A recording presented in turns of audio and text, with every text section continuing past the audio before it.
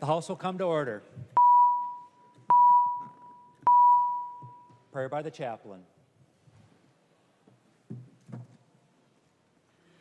Heads are bowed, eyes are closed. Father God, we thank you for this day. We thank you that you have given us the ability to be in this place. Our ask today is that you comfort us and give us wisdom, clarity, understanding as we abandon all of the tenets of hatred and division. We can work together and promote humanity. Lord, we ask that you unify us even in our differences. Be with us in this time. Give clarity, wisdom, unite us, and give us wisdom to advance humanity. In Jesus' name, amen. Members, the chaplain today is Pastor Joseph D. Webb IV from the Way Church here in the city of St. Paul. Pledge of Allegiance. Please remain standing and say the Pledge of Allegiance. I pledge allegiance to the flag of the United States of America and to the republic for which it stands, one nation under God, indivisible, with liberty and justice for all. Members, I ask that you remain standing because today we have a great treat for the chamber, and that is we have Mr. John DeCosmaker, the national anthem singer from the Minnesota Wild, who will be with us today and sing the national anthem.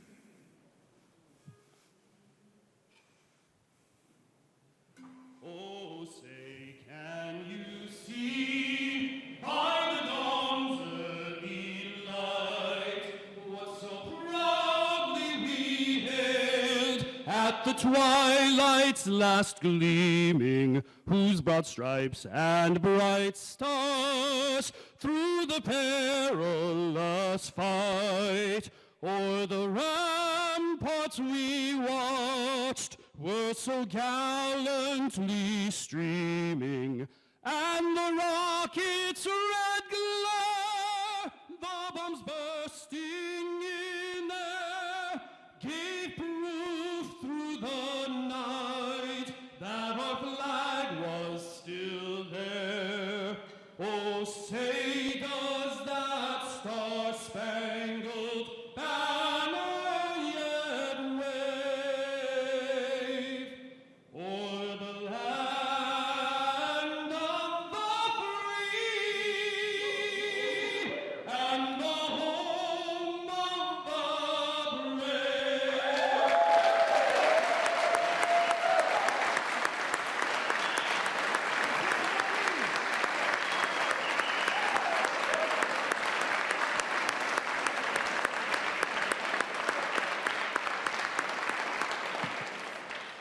The clerk will take the roll.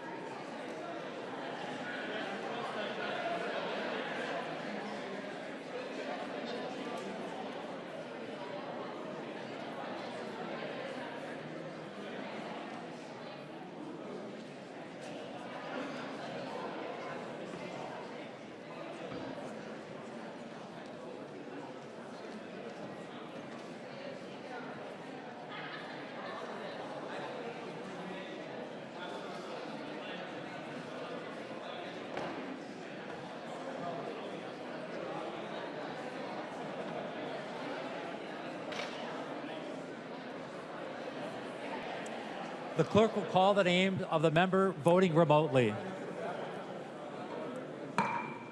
The clerk will call the names of the members for voting remotely. Members?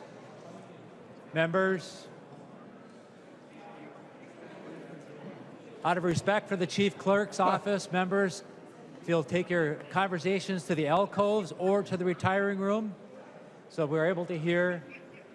Thank you. Momani Hiltsley. Momani Hiltsley, present. Momani Hiltsley, present. A quorum is present. No. Clerk will close the roll. The clerk will close the roll. A quorum is present.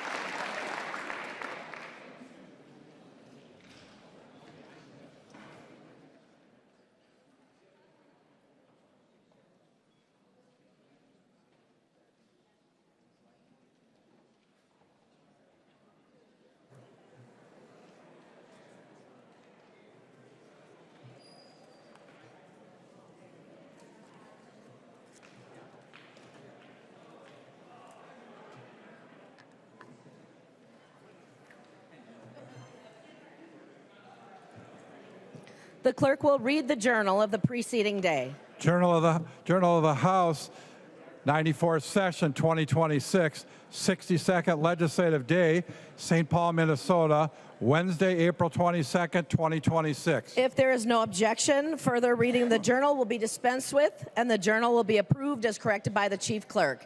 Hearing no objection, the journal is approved as corrected by the chief clerk. Comparison reports.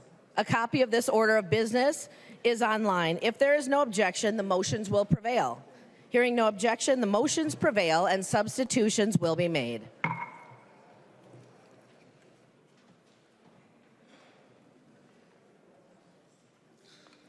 Second reading of Senate files. Second reading, Senate file number 1943. Second reading. Second reading, Senate file number 3888. Second reading. Second reading, Senate file number 4171. Second reading. And second reading, Senate file number 4760. Second reading.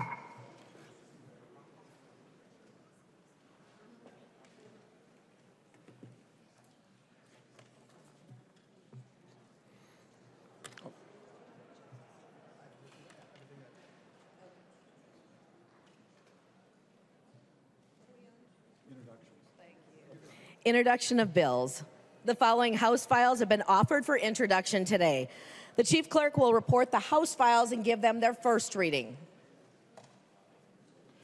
Introduction of first reading of House Files 5067 through 5073. First reading, House Files 5067 through 5073.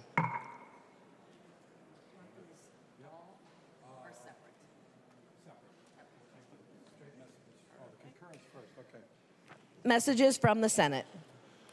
Message from the Senate. Madam Speaker, I hereby announce the passage by the Senate of the following House file, herewith returned as amended by the Senate, in which amendments to concurrence of the House is respectfully requested. House file number 3437, an act relating to commerce. Allen moves that the House concur in the Senate amendments to House file number 3437 and that the bill be repassed as amended by the Senate.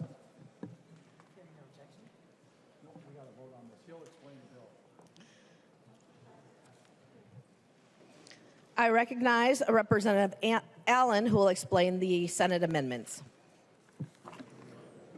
Thank you, Madam Speaker. I'm appreciative of the Senate to be able to make the correction. It's a technical change on line 1.9, adding a cross-reference to the definition. Initially, we had the cross definition as being 58.20, but actually, it was supposed to be the exemptions were actually located in 58.137, and I'm appreciative of the amendment being made, and I would urge a green vote.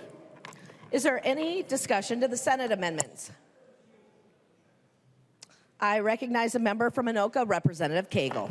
Thank you, Madam Speaker, and I would just suggest to my members a green vote as well. Thank you. Further discussion? There being no further discussion, all those in favor of the motion to concur with the Senate amendment say aye. Those opposed say nay. The motion prevails. The clerk will give the bill its third reading. Third reading, House File Number 3437, as amended by the Senate. Third reading. Any further discussion? There being no further discussion, the clerk will take the roll.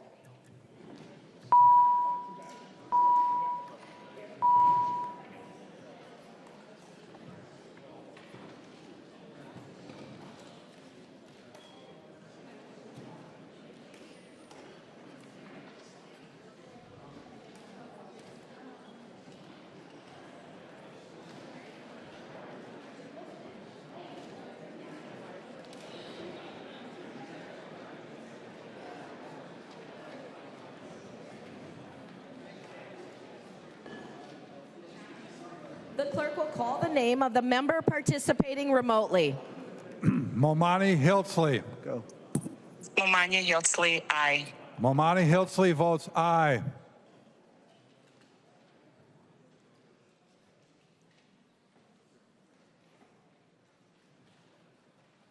The clerk will close the roll.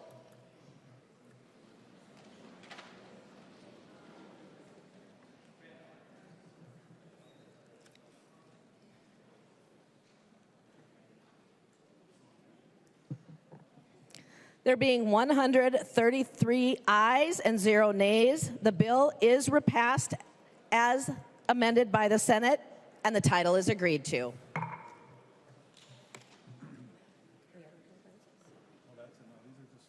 Okay, messages from the Senate. Message from the Senate, Madam Speaker. I hereby announce the passage by the Senate of the following Senate files herewith transmitted. Senate file numbers 2971, 3295, 4244.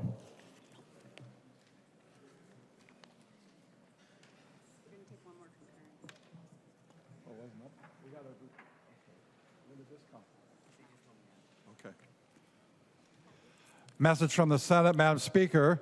I hereby announce the passage by the Senate of the following House file, herewith returned as amended by the Senate, in which amendments the concurrence of the House is respectfully requested.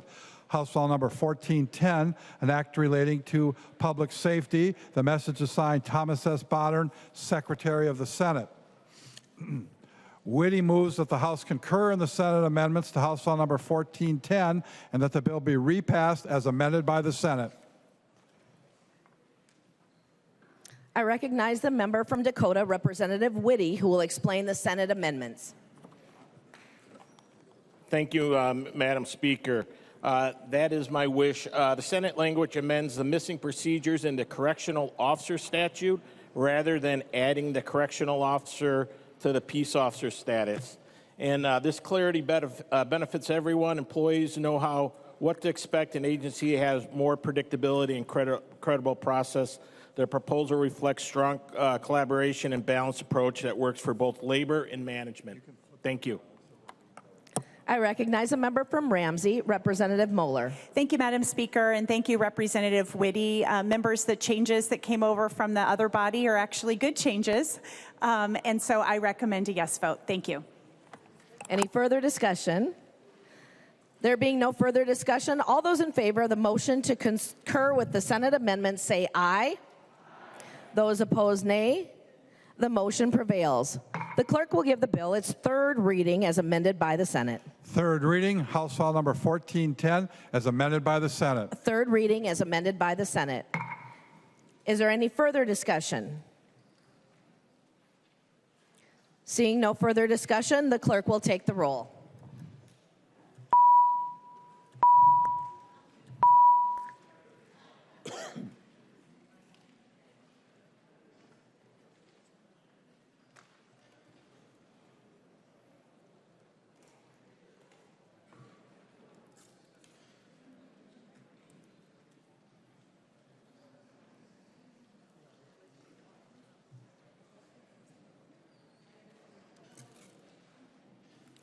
The clerk will call the name of the member participating remotely. Momani Hiltzley. Momanya Hiltzley, aye. Momani Hiltzley, aye.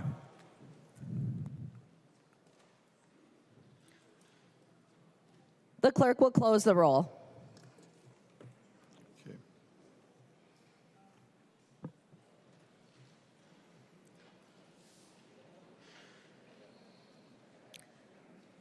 There being 132 ayes and 2 nays, the bill is passed as amended by the Senate and the title is agreed to.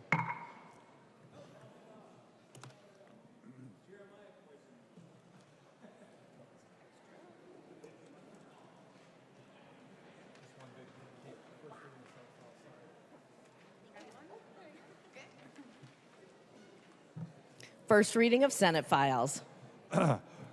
First reading, Senate File Number 2971, an act relating to transportation. Olson moved that Senate File Number 2971 and House File Number 3169, now on the General Register, be referred to the Chief Clerk for comparison. Hearing no objection, so ordered. First reading, Senate File Number 3295, an act relating to state government. The bills being referred to the Committee on Health, Finance, and Policy. First reading, Senate File Number 4244, an act relating to legislative enactments. Scott moved that Senate File Number 4244 and House File Number 4057, now on the General Register, be referred to the Chief Clerk for comparison. Hearing no objection, so ordered.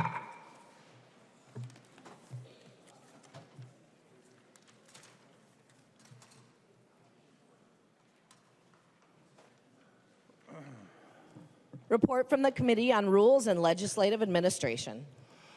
NISCA from the Committee on Rules and Legislative Administration, pursuant to Rules 1.21 and 3.33, designates the following bills to be placed on the calendar for the day for Monday, April 27, 2026, and establishes a pre-filing requirement for amendments offered to the following bills.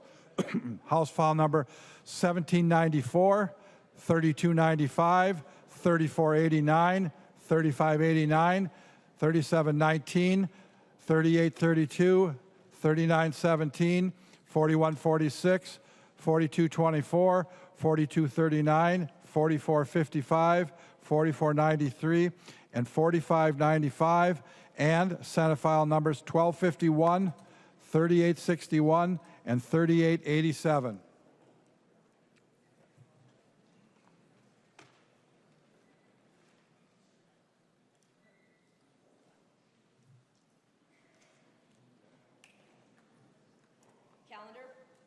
Calendar for today. The first file on the calendar for today is House File 3404. The clerk will report the bill. House File Number 3404, an act relating to public safety, increasing criminal penalty for impersonating a peace officer, the first engrossment. I recognize the author from Hennepin, Representative Klevorn, who will explain the bill. Thank you very much. This bill is a bill that is born out of the June 14th, 2025 events, but I want everyone to know that I'm not focusing on those events. I'm focusing on how we deal with this crime going forward. The bill itself is pretty simple and pretty clear in what it does. Subdivision 1 of the bill changes the base offense of impersonating an officer with intent to mislead from the current gross misdemeanor to a felony with a 5-year term. Subdivision 2 relates to an aggravated offense, impersonating an officer with the intent to mislead while gaining unauthorized access to building, giving misleading orders, unlawful orders, or driving a vehicle made to resemble a legitimate law enforcement vehicle. It also has a repeat offense provision and takes that from a 2-year felony to a 10-year felony. There are prohibitions on the markings that a car can have, and would a reasonable person assume that the car is, in fact, a law enforcement vehicle. Subdivision 3 creates an aggravated offense for impersonating an officer while in possession of a firearm, This is a new offense and carries a 10-year felony, but the same as the enhancements for the repeat offenses. The bill also creates a sentencing scheme for situations where someone commits a more serious offense while impersonating an officer. This is to ensure that the defendant faces the consequences for impersonating an officer in addition to the more serious underlying crime. The provision is modeled after the crimes committed for the benefit of a gang. Lastly, Subdivision 5 creates the duty to identify for law enforcement, and it establishes that law enforcement officers in Minnesota must identify their last name, the agency that employs them, and their identification number. But I want everyone to rest assured there is protection for those officers who are working undercover. The agency has agreed to absorb the costs for this bill.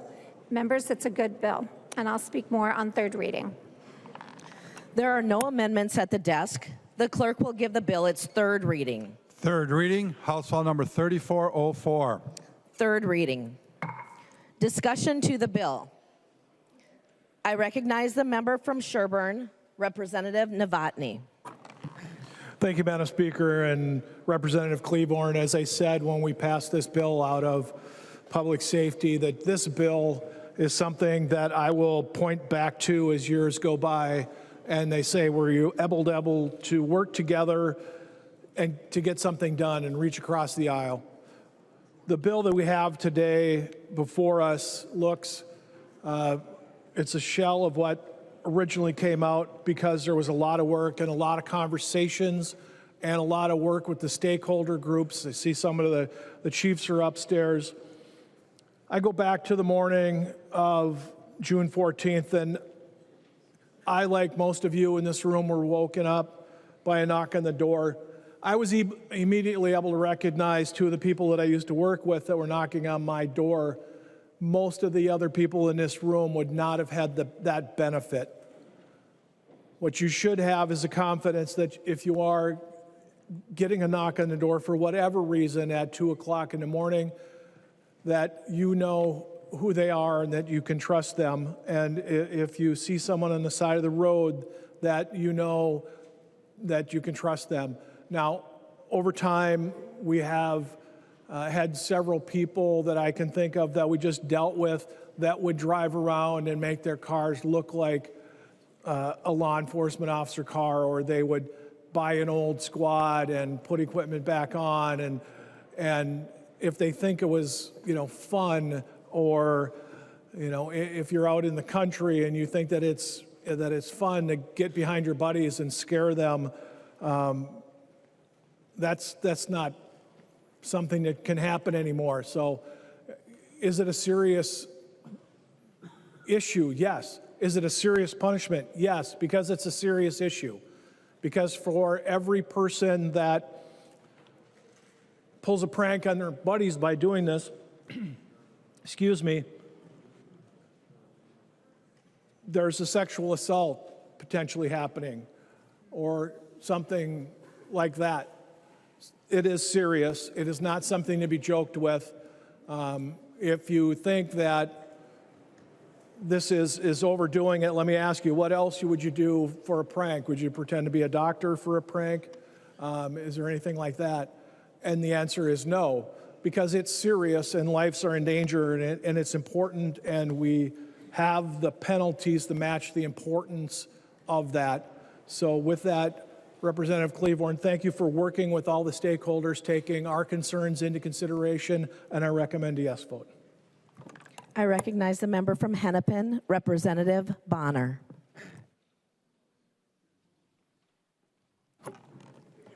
Thank you. And to the members, I think it's been a rough week for a lot of us. We started with a high of seeing Sophie and Colin and Elena in this chamber as Colin spoke to us about it being an instrument of peace, about dignity and respect. In this week, we saw more information come out about June 14th, about those final moments. And I'm sure, like many of you, we all felt a collective gut punch in thinking about those final moments and our beloved friend and leader. Within the last week, I also went to court for the first time to face the man who came to my door to kill me and my family. The man who didn't have anything to do with being an instrument of peace, nothing about dignity or respect. He didn't see me or my family as human. And he certainly didn't give that honor to the Hoffmans, to Ann Rest, to the Hortmans, not even to the family dog. He didn't care. And I had some people said to me, well, why did you go to court? You don't have to go. Yes, I do. Because I need to be in that room. I need to be the physical embodiment. Because Melissa cannot.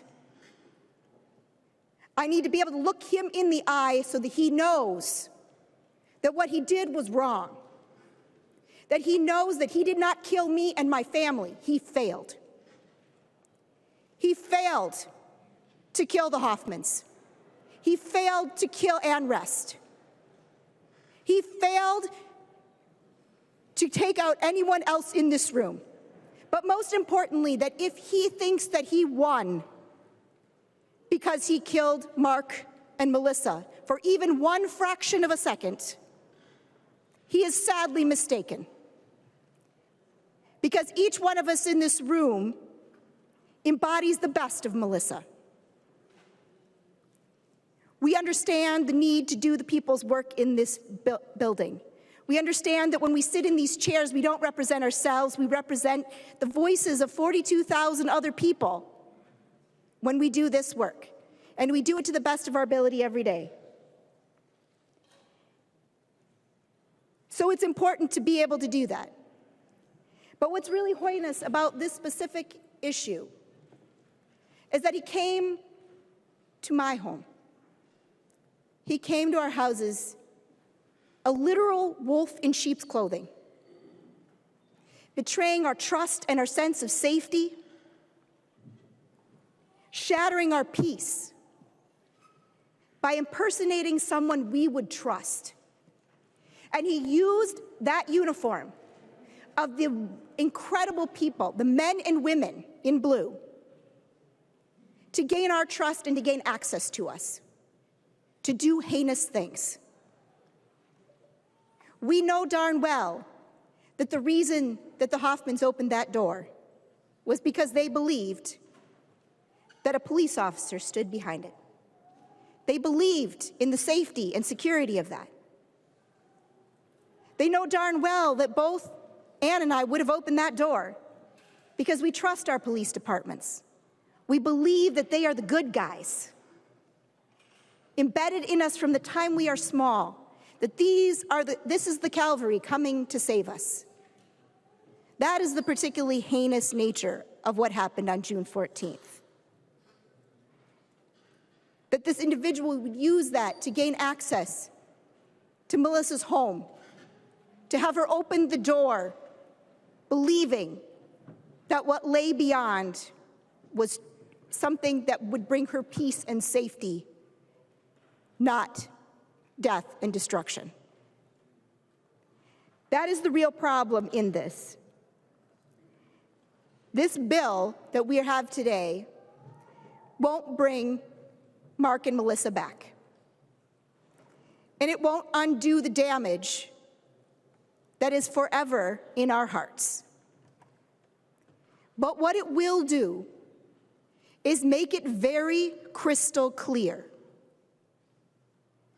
that the men and women who proudly serve us in blue should never, ever be taken advantage of in this way.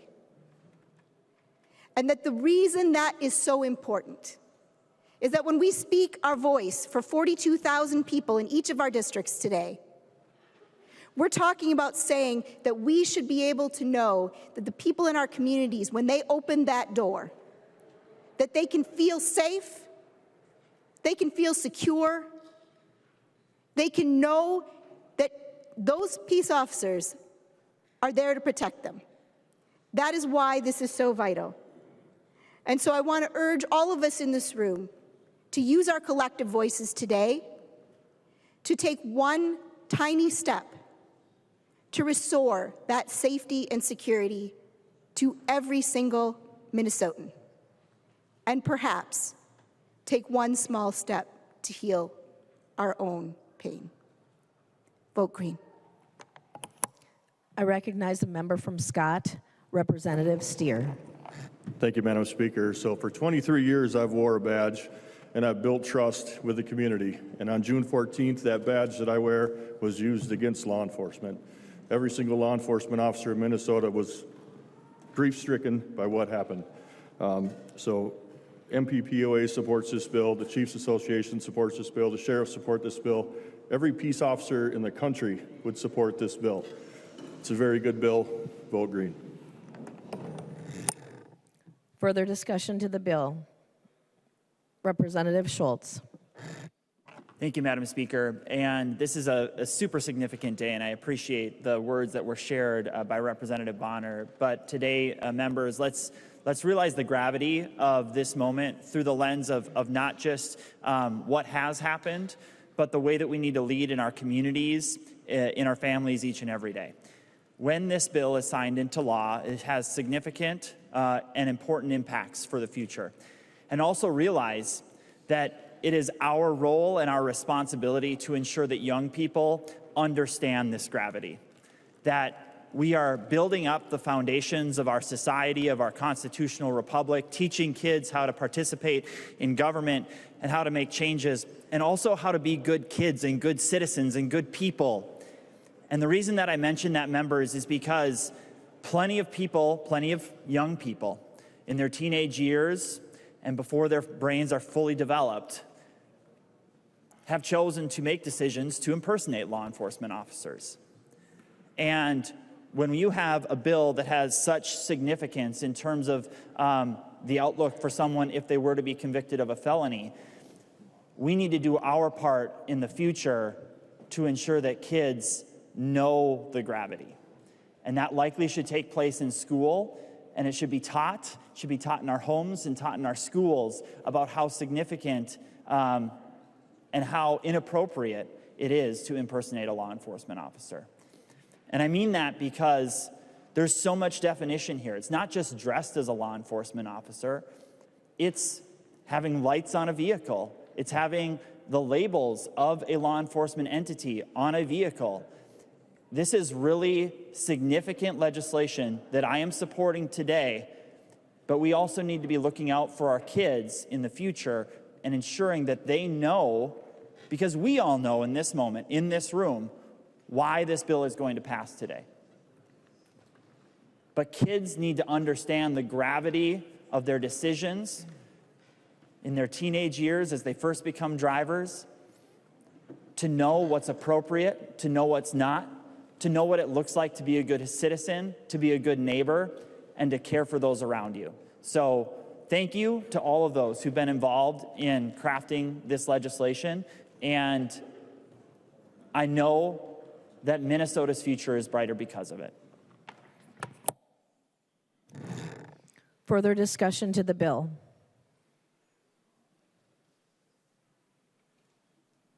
Representative Klevorn. Thank you. And as was stated earlier, I owe a debt of gratitude to many people who helped over the last several months to get this legislation in order. So I'm going to begin with that, and then I'll have my closing remarks. I would like to thank Chairs Moeller and Novotny for your complete support in working with me and getting this work done. I'd like to thank Representatives Hewitt, Steer, Witte, Pete Johnson, and my co-author, Kristen Bonner, for the great amount of time that you put in working on this bill. To you, Chief Potts in the room, thank you so much for your guidance and information that you've shared with me. I thank the Police Chiefs Association, the sheriffs, the Minnesota Peace and Police and Peace Officers Association, and also the 19 suburban cities that stood with me in this work. To our incredible staff, I'm totally ignorant of this law from at the beginning, and you've been my teachers. Thank you to the public safety staff, both DFL and GOP. And I'd like to thank House Nonpartisan, Ben Johnson, who has explained more laws to me over the last 6 months than I could have ever imagined. We are incredibly fortunate to have our staff who help us get this work done.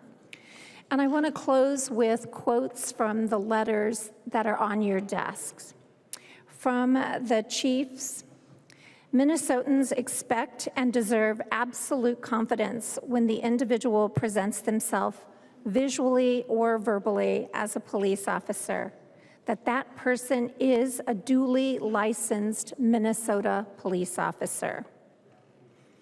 Law enforcement officers across Minnesota were especially troubled by the reported use of a police disguise in carrying out these heinous crimes. Such deception not only facilitated violence, but struck at the very heart of the public's trust in legitimate peace officers. Focusing and strengthening penalties and clearly affirming that impersonating a peace officer is a criminal act.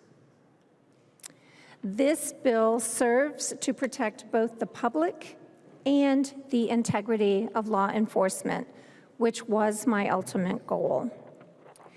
And then from the 19 cities, they said these provisions recognized the heightened danger associated with deliberate impersonation, and this bill provides a meaningful deterrent.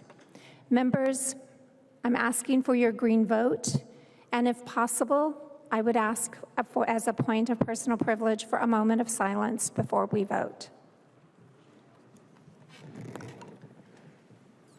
Members, I would ask that you would rise for a moment of silence.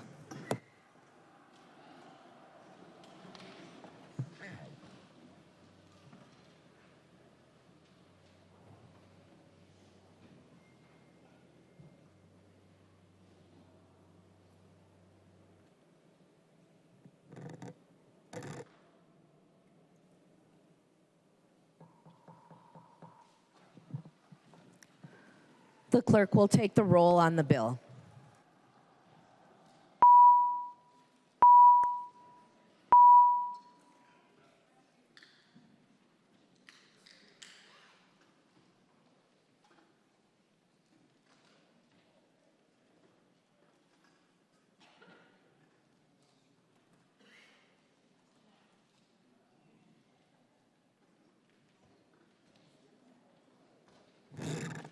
The clerk will call the name of the member participating remotely. Momani Hiltsley. Momani Hiltsley, aye. Momani Hiltsley votes aye. The clerk will close the roll.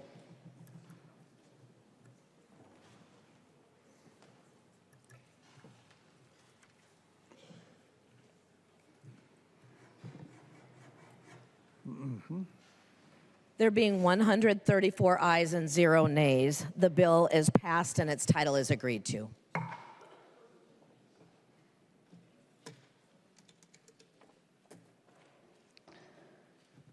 Members, today in the chamber, we have a special guest of our chief clerk.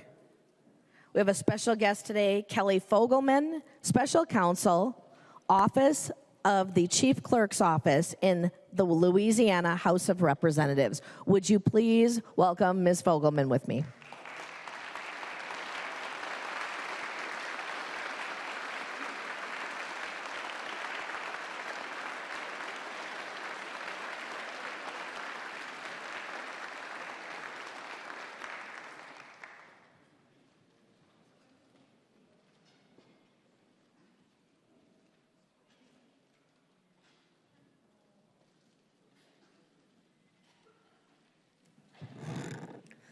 The next bill on the calendar for today is House File 3155. The clerk will report the bill. House File number 3155, an act relating to public safety, including gift card fraud in organized retail theft. I recognize the member from Scott, Representative Tabke, to explain the bill. Thank you very much, Madam Speaker. So House File 3155 closes a gap in our statutes that allows criminals to get away with stealing gift cards from retail stores in the state of Minnesota. And so what is happening today is that criminals are taking and stealing a gift card and then manipulating that gift card and putting it back on the shelf. And then when someone, a relative, say, purchases a gift card for a birthday present or something like that, a $20 gift card, they activate that $20 gift card. That $20 gets stolen immediately from that gift card, and then you give your gift card to your nephew or your niece for their birthday, and then they go to use it, and there's no money on that gift card. And so folks who are committing these crimes are unable to be prosecuted because Minnesota statutes right now only reflect the value of the plastic of that gift card and not the actual money that is on the gift card. So this closes that gap in the legislation that we have today, so that if someone steals gift cards and when someone steals gift cards and does this process on it, they can be prosecuted for the amount that that gift card is worth. And so I ask you to vote green on this bill. There are no amendments at the desk. The clerk will give the bill its third reading. Third reading, House File number 3155. Third reading. Discussion to the bill.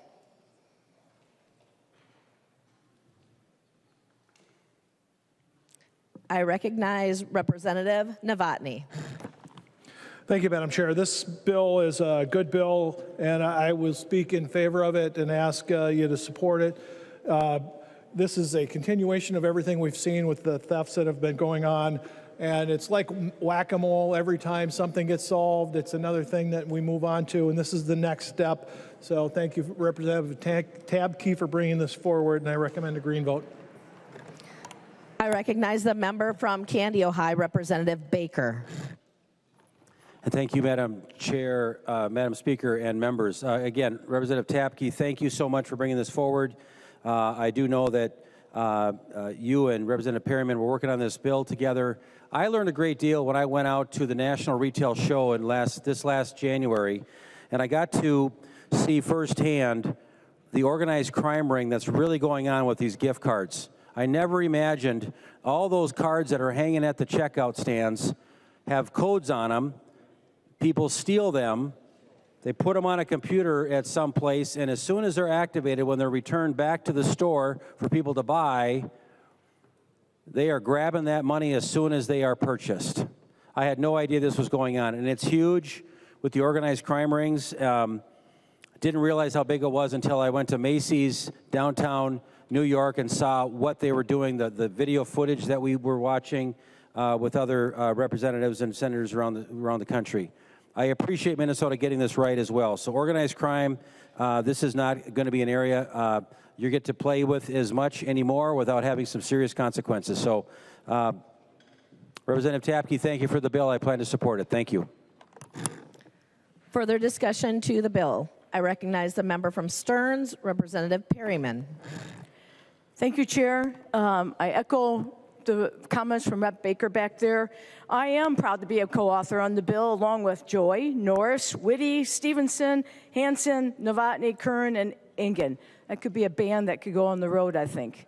As a retailer myself, this really hits home. I understand the importance of the legislation and the urgent need to protect consumers from gift card fraud. Again, another area that fraud is snuck into.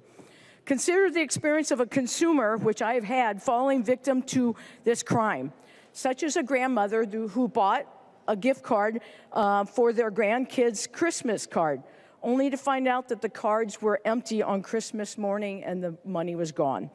In another instance, a mother purchased a gift card for her child's teacher, which is very important in our lives, only to later learn that the card had been drained by the time the teacher got it.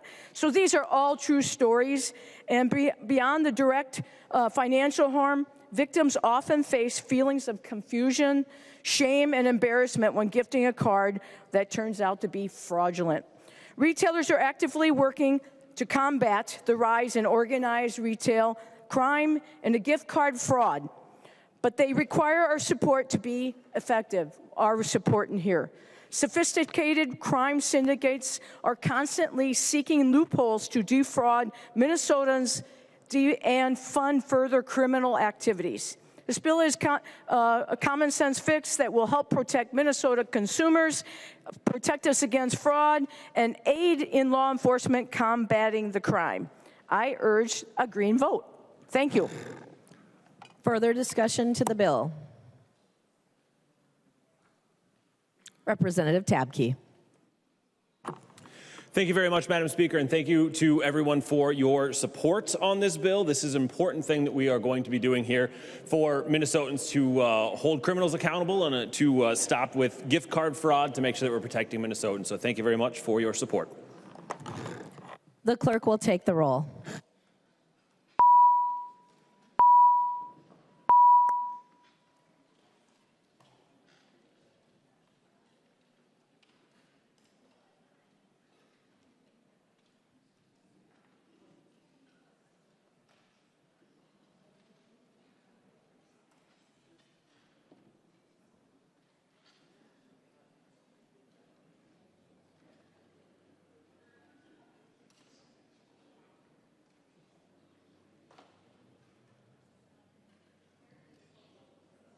The clerk will call the name of the member participating remotely. Momani Hiltsley. Momani Hiltsley, aye. Momani Hiltsley votes aye. The clerk will close the roll.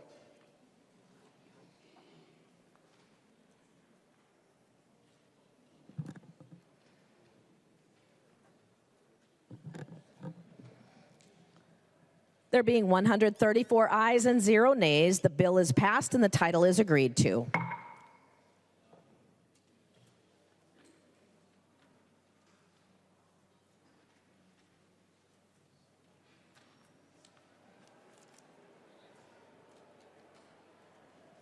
The next bill on the calendar for today is Senate File 3958. The clerk will report the bill. Senate File number 3958, an act relating to state government, changing the reporting date on the disaster assistance contingency account. I recognize the member from St. Louis, Representative Johnson P., to explain the bill. Thank you, Madam Speaker. Senate File 3958 simply changes the date that the Commissioner of Management and Budget must submit a report detailing the state disaster assistance appropriations and expenditures to the legislature. That date change will move from January 15th to January 31st. Currently, they have those 15 days to submit a report that includes data collection and analysis, writing, and review across both MMB and the Department of Public Safety. This increased timeline still allows for the legislature to receive the report early enough to act on it if we need it. Thank you. There are no amendments at the desk. The clerk will give the bill its third reading. Third reading, Senate File number 3958. Third reading. Discussion to the bill.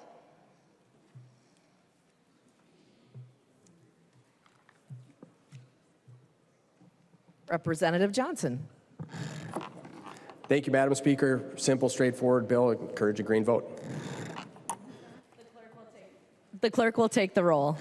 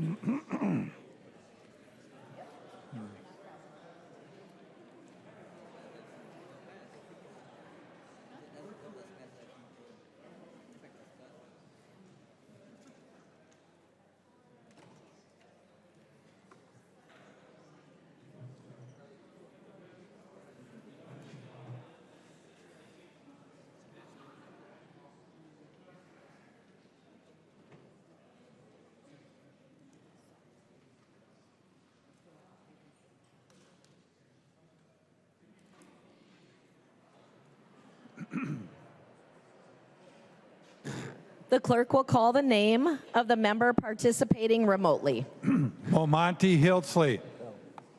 Momani Hiltsley, aye. Momani Hiltsley votes aye.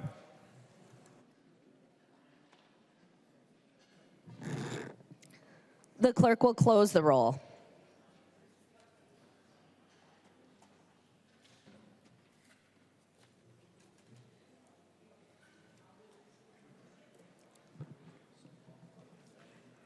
There being 134 ayes and 0 nays, the bill is passed and its title is agreed to.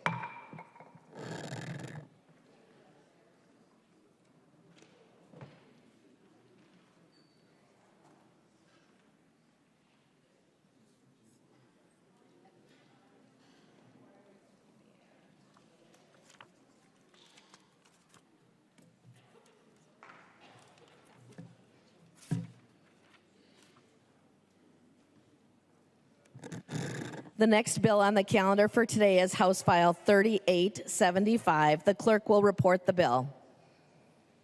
House File Number 3875, an act relating to judiciary, clarifying publication process for court notices and provisions regarding restitution and conciliation court. There is an amendment at the desk. If there's no objection, we will let the author explain the bill before we act on the amendment. I recognize the member from Olmsted, Representative Liebling, to explain the bill. Thank you, Madam Speaker and members. Members, this is the Judiciary Policy Bill, and the provisions in it are pretty non-controversial, except that when we were amending it in committee, we just skipped a section that we had, that Chair Scott and I had intended to remove, and that is Section 3 of the bill. So the author's amendment here is just removing Section 3 of the bill, and I won't discuss that unless anyone has questions about it. But it's just to get the bill in the order in which we intended to bring it to you today. Any further discussion to the amendment? All those in favor say... There's an amendment at the desk. The clerk will report the amendment. Liebling moves to amend House File Number 3875, the first engrossment. The amendment is coded A6. I recognize the member from Olmsted, Representative Liebling, to your amendment. Thank you, Madam Speaker. My mistake. I'm sorry. So the amendment before you is, as I said, is just removing that section that we had intended not to have in the bill and had just erroneously not removed in committee. Thank you. And I recognize the member from Anoka, Representative Scott, to the amendment. Thank you, Madam Speaker. This is a good amendment. It was just an oversight from committee, and I encourage members to vote green. Thank you. Any further discussion?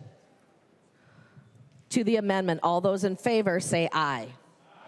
Those opposed, nay. The motion prevails. The clerk will give the bill its third reading as amended. Third reading, House File Number 3875, as amended. Discussion to the bill.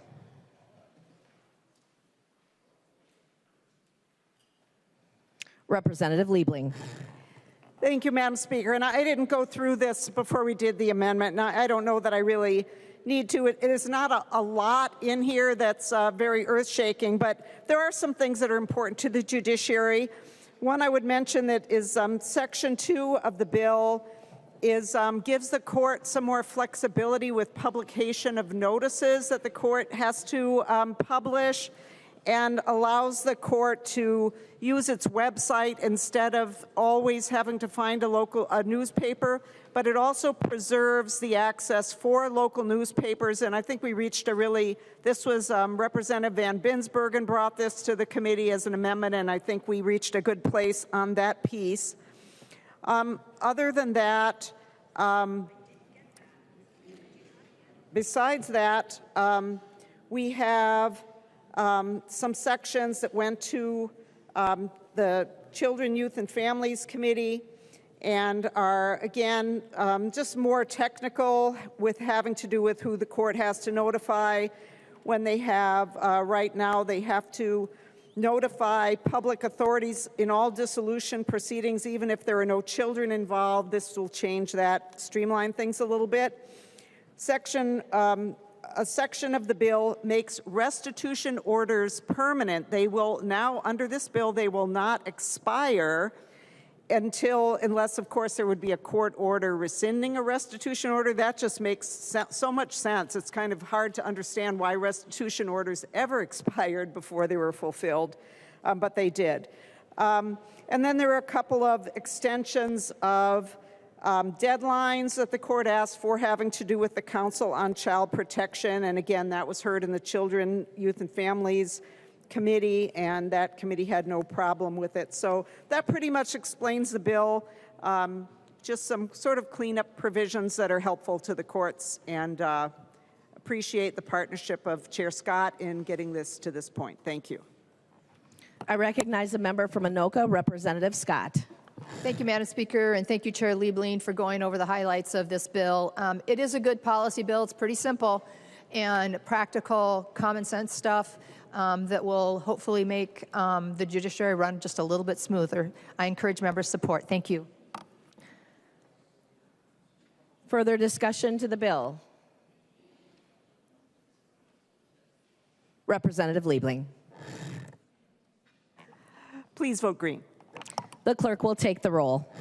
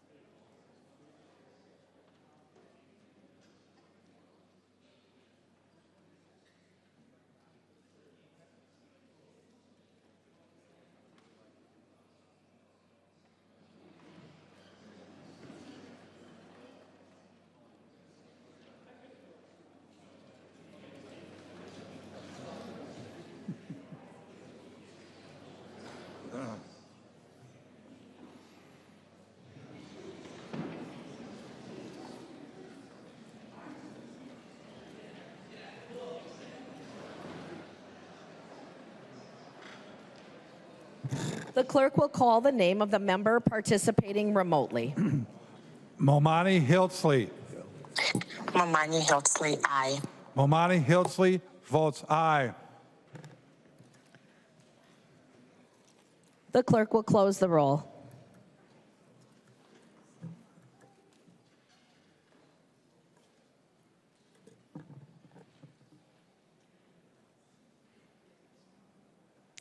There being 133 ayes and 0 nays, the bill is passed as amended and its title is agreed to.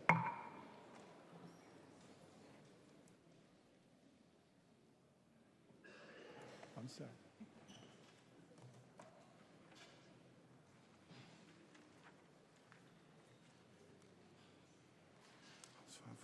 What bill do we got here?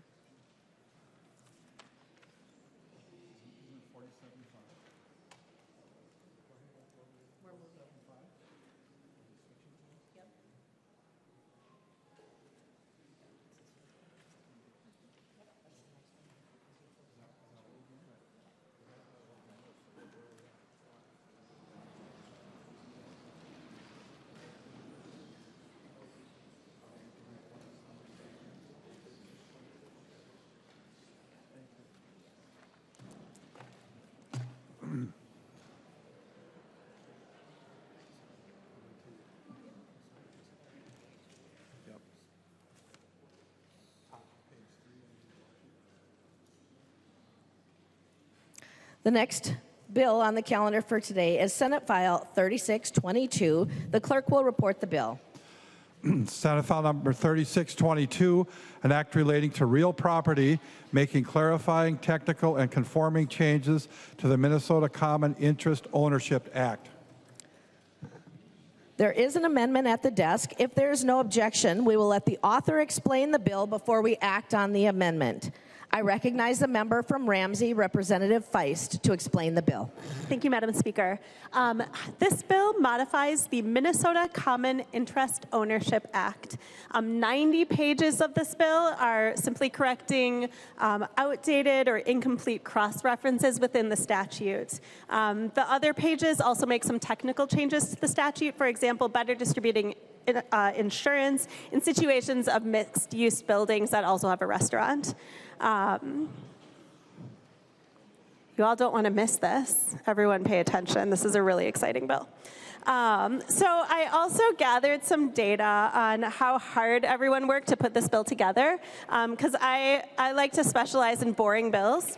That just were the result of a lot of hard work. So the Minnesota State Bar Association began working on this bill in 2018. The initial work was done by attorneys who collectively have over 100 years of experience specialized in dealing with common interest community law. Together, they worked over 100 hours to draft this bill. It was then vetted by the MSBA's 1,000-member real property section. It was then vetted by the Minnesota State Bar Association's Legislative Committee, and then it was distributed for review by external stakeholders, and that was all before it ever got to us. I tried to find a poem about real property or like boring work, and I found one generated by AI, but I read it to my husband and he said it was terrible. And I really tried hard to find like a poem about boring bills, but I could not. So I just urge your support of this bill. A lot of really brilliant people worked really hard, and we heard it in committee, and I encourage your support. Thank you.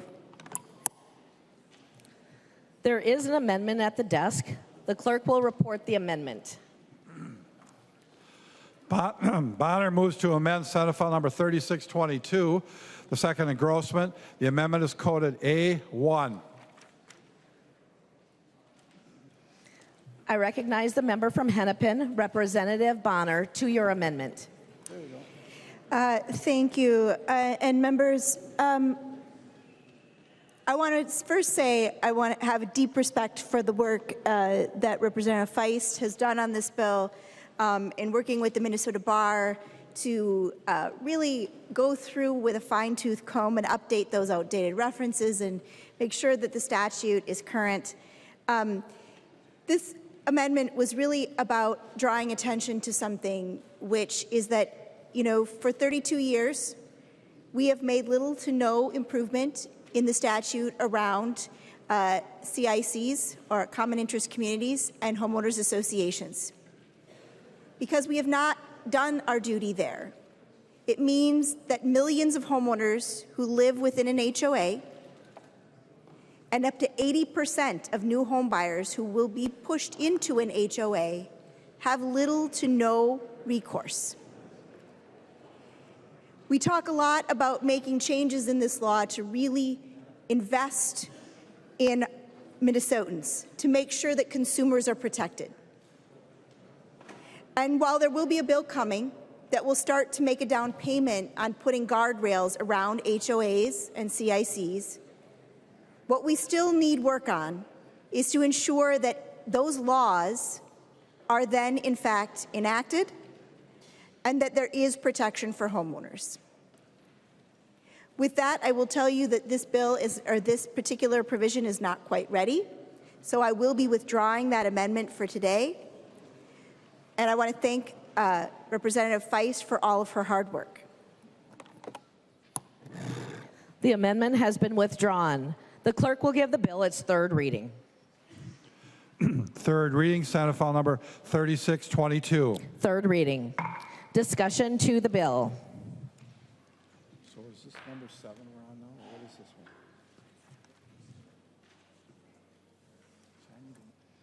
Representative Feist. Thank you so much. I encourage a green vote. Thank you. The clerk will take the roll.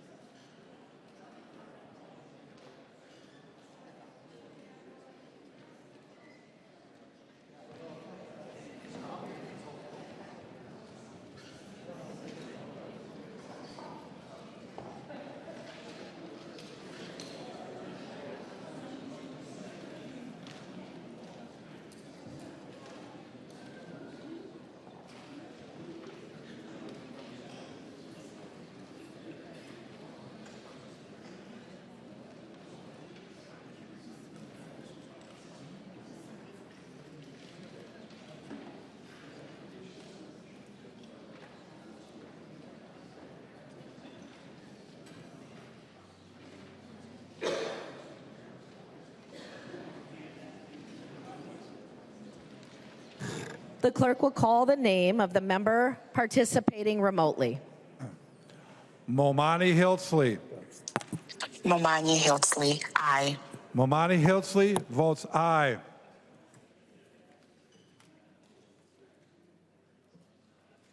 The clerk will close the roll.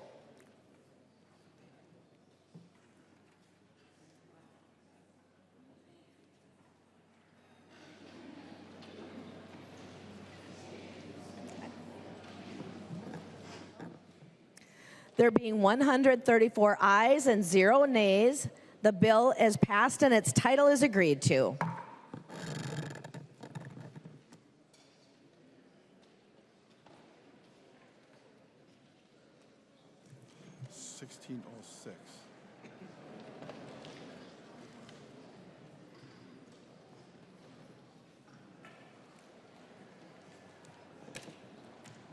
The next bill on the calendar for the day is House File 1606. The Chief Clerk will report the bill. House File number 1606, an act relating to commerce, prohibiting access to notification technology, the second engrossment. There are amendments at the desk, but without objection, we'll give the author of the bill a chance to define the bill. Representative Hanson, member from Dakota. Thank you, Speaker. And thank you, members. I want to start with a few things before I really get into the details of this bill. This bill is needed for some really graphic and disturbing reasons.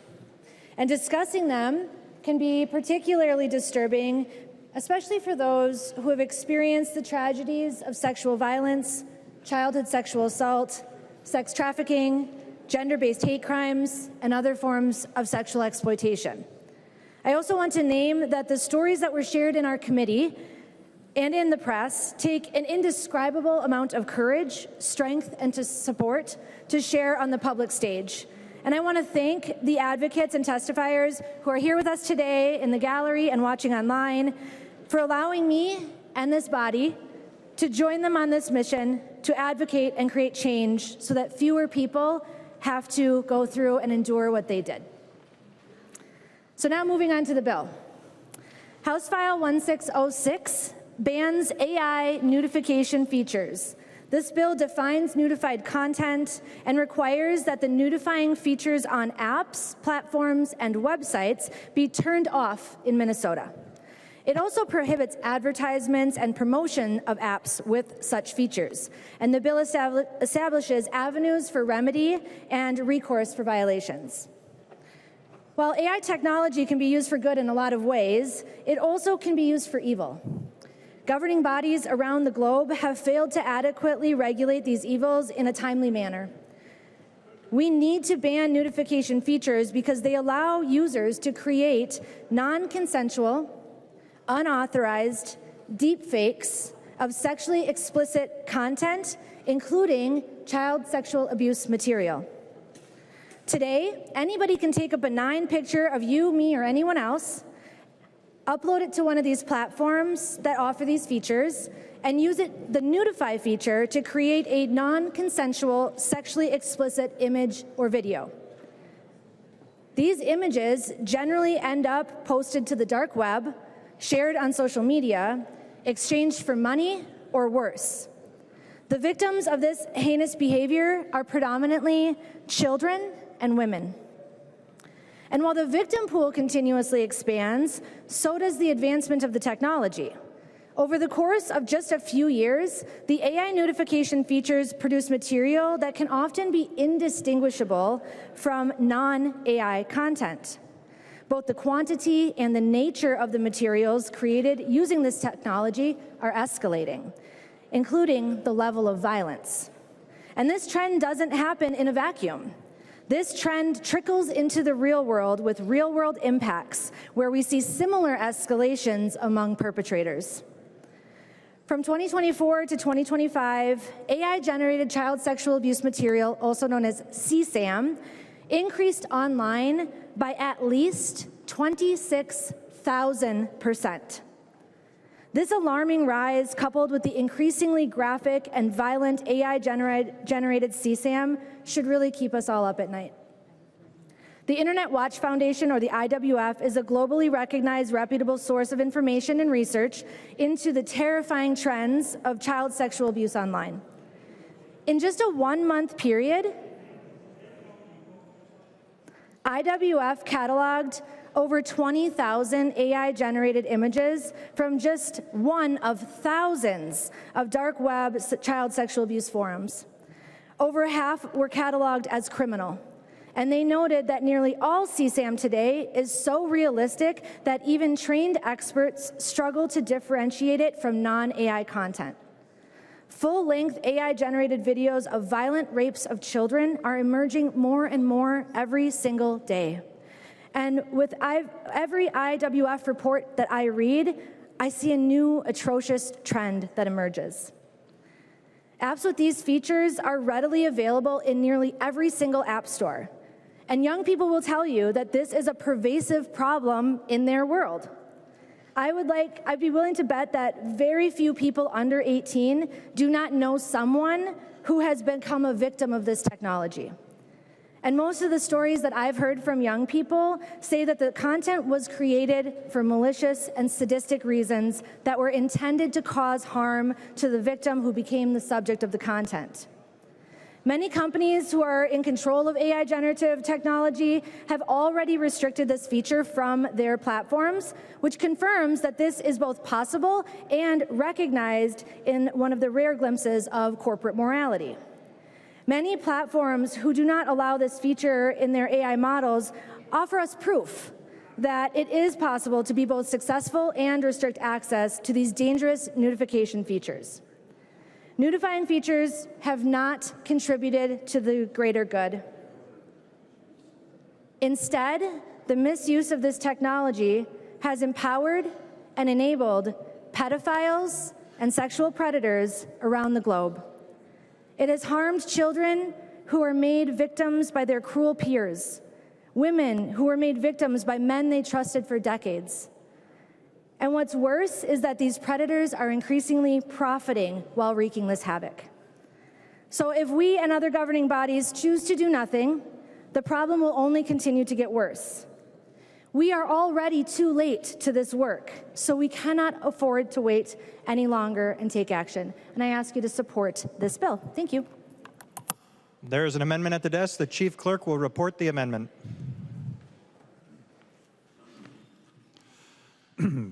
Bakeberg moves to amend House Bill number 1606, the second engrossment. The amendment is coded A4. I recognize the maker of the amendment, the representative from Scott, Representative Bakeberg.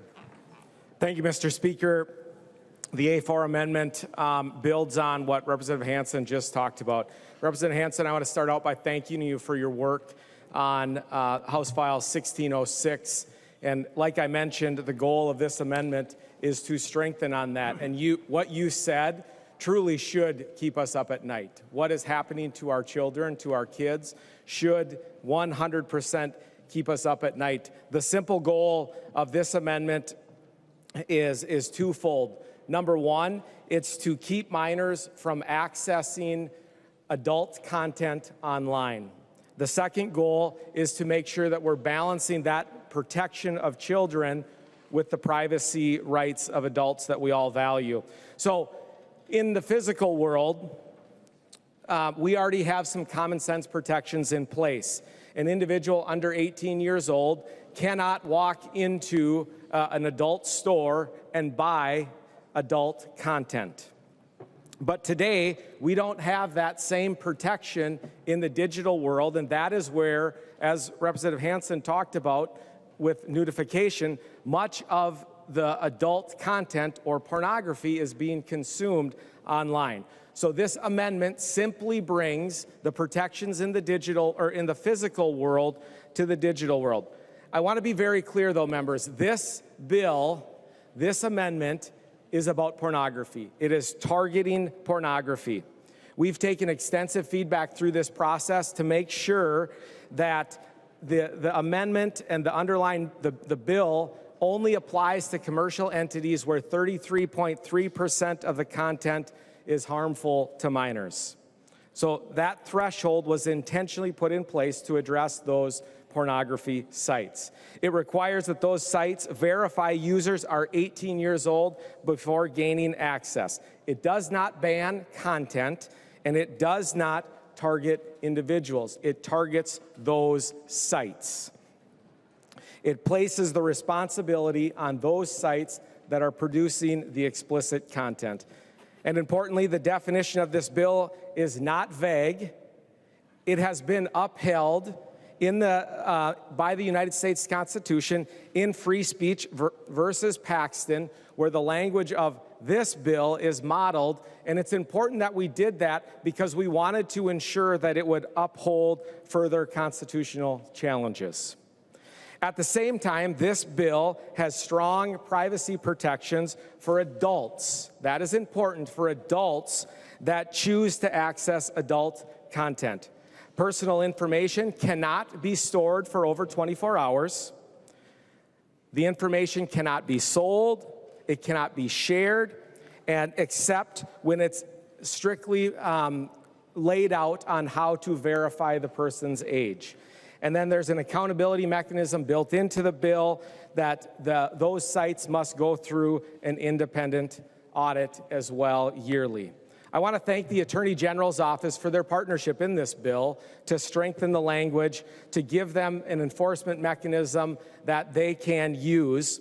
It allows for the Attorney General to enforce this in manners where they have reports that come to them, but also if they're made aware of things or they see things in news reports where they can choose to pursue action. It also allows for a private right of action, and there are clear limitations on the search engines that are not held liable for the content that they do not create. In short, this bill is about protecting kids. I think everyone in the chamber can agree that we should be protecting kids from harmful content, while also balancing the privacy protections of adults and holding bad actors accountable without overreach. Again, I thank you to the many stakeholders, including the Attorney General's office, for their work arriving to this language that's both effective and legally sound. There are 25 states that have passed age verification laws with similar language in the descriptions. Thank you, Mr. Speaker. Thank you. I urge members for your support, and I request a roll call. Seeing 15 hands, there will be a roll call. I recognize the member from Dakota, Representative Hanson. Thank you, Speaker, and thank you, Representative Bakeberg. I'm going to ask members to vote no on this for a few reasons, and I'm going to lay them all out for you. Number one, I was not consulted about adding this amendment to this bill ever, at all. Nor were the survivor advocates whose voices I have taken a responsibility to amplify. The underlying bill was brought forward by survivors who have experienced great harm and who also had found the courage to lay bare their extremely intimate trauma for the sake of creating important change. And this should not be weighed down by a complex concept that doesn't sound ready for prime time. Number three, the underlying bill is addressing an AI feature used without the subject's consent to make, to prey on and cause harm to the victim's life and well-being, all to make illegal, violent, dangerous, traumatizing sexual abuse material and sexually explicit content, again, without the subject's permission. To conflate this important issue and this important work with an amendment that is not also about non-consensual content creation, albeit technically germane, this in practice interrupts and deflects the focus from the issue that we're addressing in the underlying bill. And as a woman, I will do everything I can to keep the focus on the topic of this underlying bill.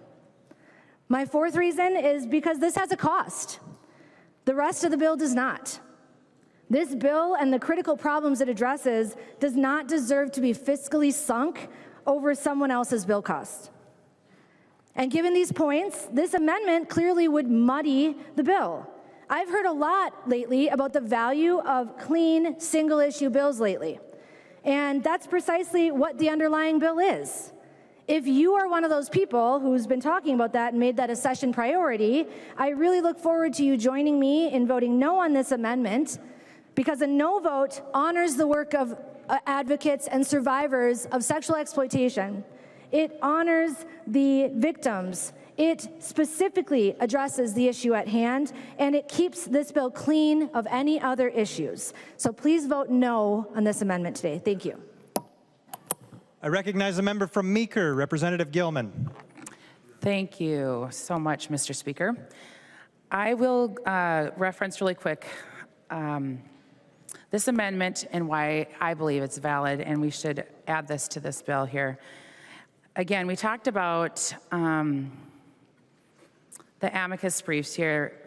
There was a Texas law that was upheld in a legal challenge to the U.S. Supreme Court. This amendment is on a solid legal footing and cares for our women and children. In the case where they're, again, they submitted data and information in support of this Texas law and the legislature's decision to protect children. One brief specifically talks about the harms to women and children, citing studies on how exposure to pornography can normalize sexual violence in women, and they are victimized. For women, the younger they are when they're first exposed to pornography, it can greatly increase the likelihood that they will be sexually victimized. Members, these are not partisan laws. These bills have been enacted with bipartisan support. Governors from both parties have signed these bills into law, and I'd like to share a couple of them with you. The Louisiana governor, Democrat. Texas governor is a Republican. North Carolina governor is a Democrat. Kentucky governor is a Democrat. Tennessee governor is a Republican. This amendment is here, again, to aid in protecting our women and children. And I believe that this would be a great thing to add to this bill so we can have Governor Walz sign that into law this session. Thank you so much. I recognize the member from Carver, Representative Nash. Thank you, Mr. Speaker. Representative Hanson, now I can see you. I just want to say thanks for your bill. I think this is a very good bill. And I thank you also for recognizing that this amendment is, I think you called it technically germane. It's a really important issue that Representative Bakeberg is bringing. And when you mentioned the IWF, I quickly looked up the IWF's position on age verification, and they support age verification. And I think that that's really a very salient detail that makes putting the Bakeberg Amendment on even more precedent for our conversation. They say that age verification is an important aspect of what they're trying to get done. And I'd shared that with Representative Bakeberg, and I'm sure he was going to bring it up later. But, you know, I hearken back also to when Representative Bakeberg's bill was brought up as an urgency. Chair Liebling said that we shouldn't necessarily do it then because there was that your bill was on the horizon to come to us, and that we could probably talk about putting those two bills together. So I remember that day on the floor as well. This is such an important issue. And you know, when you started your conversation, you talked about the sexual exploitation. There is a lot of that on adult sites. I think that that's something that we want to do. And if I remember correctly, there is the statute for pornography in a physical form was set forth, I think, as 1961. That it requires age verification to do that. I think that this is, again, another really important idea that we want to put into statute. We can merge these two bills together. It is, as you said, very much the same tone, tenor, and it is technically germane, as you had said, using your words. This is an easy yes vote. This is an easy yes vote because we already have it for physical production of pornography. We are trying to vault the online into the modern world. And I think Representative Bakeberg's amendment is fantastic. So thanks, Representative Bakeberg, for your hard work on this. But again, you know, it's clear when the group that you said is leading the way on your very important issue says that age verification is also one of their priorities. Seems to me like this would be an easy thing for us to get done. So I would urge a yes vote on the Bakeberg amendment. Thank you, Mr. Speaker. I recognize a member from Lyon, Representative Swedzinski. Thank you, Mr. Speaker. Thank you, members. You know, I think we've got a cool opportunity here. You know, as we're, surfing this landscape of online pornography and online transactions and protecting children and wrapping those things up into a bill that can move forward and actually gain some support here in a bipartisan manner. You know, just the other day, I was shopping for some ammunition, and on that online website, there was an age verification just to view the content of what and what was not for sale on that website. Right? Sometimes that's industry-led, sometimes that's legislatively led, but I think this is an area that we can lead by the leadership of Representative Bakeberg to make an impact on children. I don't think there's a single person in this room that has not had a negative impact from pornography, whether how old you might be. For some of us, like me, it was a very young age. And others, it may have been older, and maybe you've been blessed enough and it's never been an issue. But friends, I can tell you what, that the longer that we can prolong that exposure, the longer that we can save kids from the travesty of what that is, friends, that is an impact that we can be proud of. This isn't a gotcha. This is a good governance amendment. It does not have to be controversial. And I can almost promise you that a green vote on the Bakeberg amendment, on the final bill as it's passed and sent to the governor's office. We're entering. Some of us are running for re-election, some of us aren't. But I can promise you this is something that we could all be proud of, we can all put on our lit, and be thankful that we voted for it. Vote green. I recognize a member from Dakota, Representative Hanson. Thank you, Speaker. You know, folks, I wish Representative Bakeberg the best of luck in getting his bill over the finish line this year. I worked really, really hard to get this bill where it is, and I just think it's really important for this body to know. I want to reiterate, I have not been talked to about this at all. I serve on the Commerce Committee, and there was a comment made previously that everybody in the Commerce Committee got an email. I did not. And I have stood ready to have those conversations too. So I do wish you the best of luck at that, but unfortunately, I've not been contacted by anybody, ever, at all, about putting this in here, and giving me less than about little over 24 hours notice to do so is really not the way that I think this goes. So I do not think this is a cool opportunity. I think having to regulate things about children being raped is awful. There were questions that came up about that bill, that there was questions for follow-up. I've not seen any evolution of that language, which is why I said I just don't think this is ready for prime time. I'm not opposing the idea, nobody has. But doing the work matters, like I said last time. We could be having a very different conversation right now, but we're not, for reasons that were based on choices. I can't control others' choices. But I ask you to vote no, to keep this bill clean, to keep it cost-free, be responsible, keep it cost-free, to stand with women, to stand with our advocates, to stand with kids who've talked about this issue to me, and that are asking us to take action swiftly on this issue before us and to not conflate it with other things. Vote no. I recognize a member from Olmsted, Representative Quam.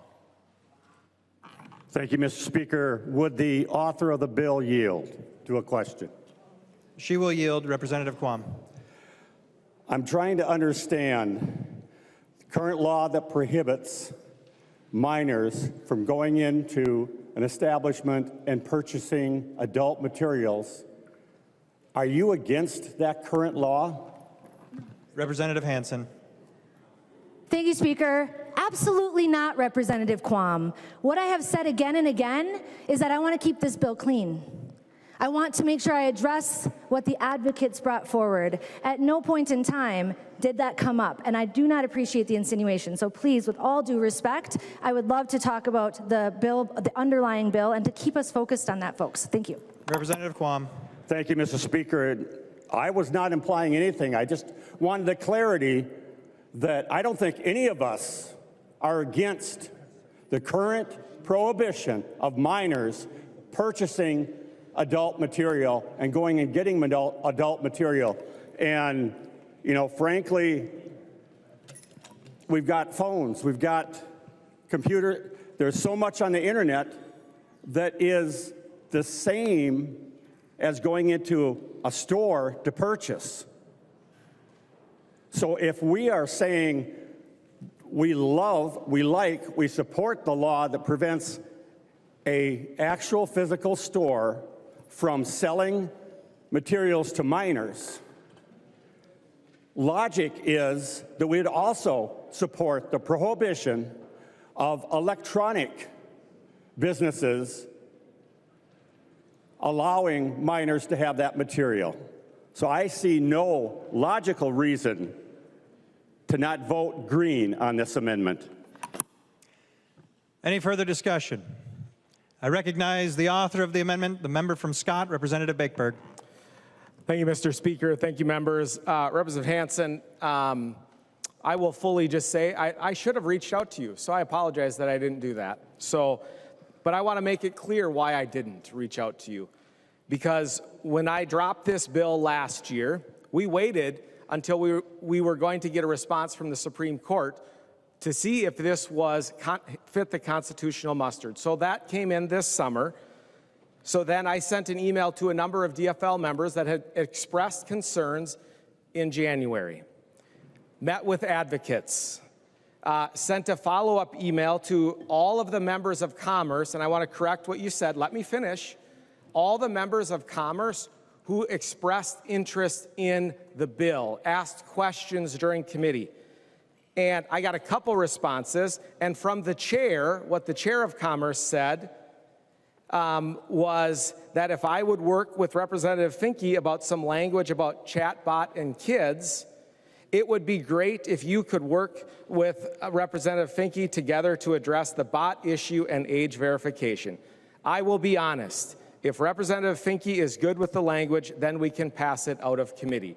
So the chair, the DFL chair of the Commerce Committee told me that I needed to work with Representative Finke, and I never got a response from any of my inquiries to sit down. So that's why I didn't reach out. Let's just go back to the intent of the bill. I had a conversation with a group of students, and a student said to me, it just doesn't make sense. It doesn't make sense why that bill wouldn't pass. Do you know how many of my friends are addicted to porn?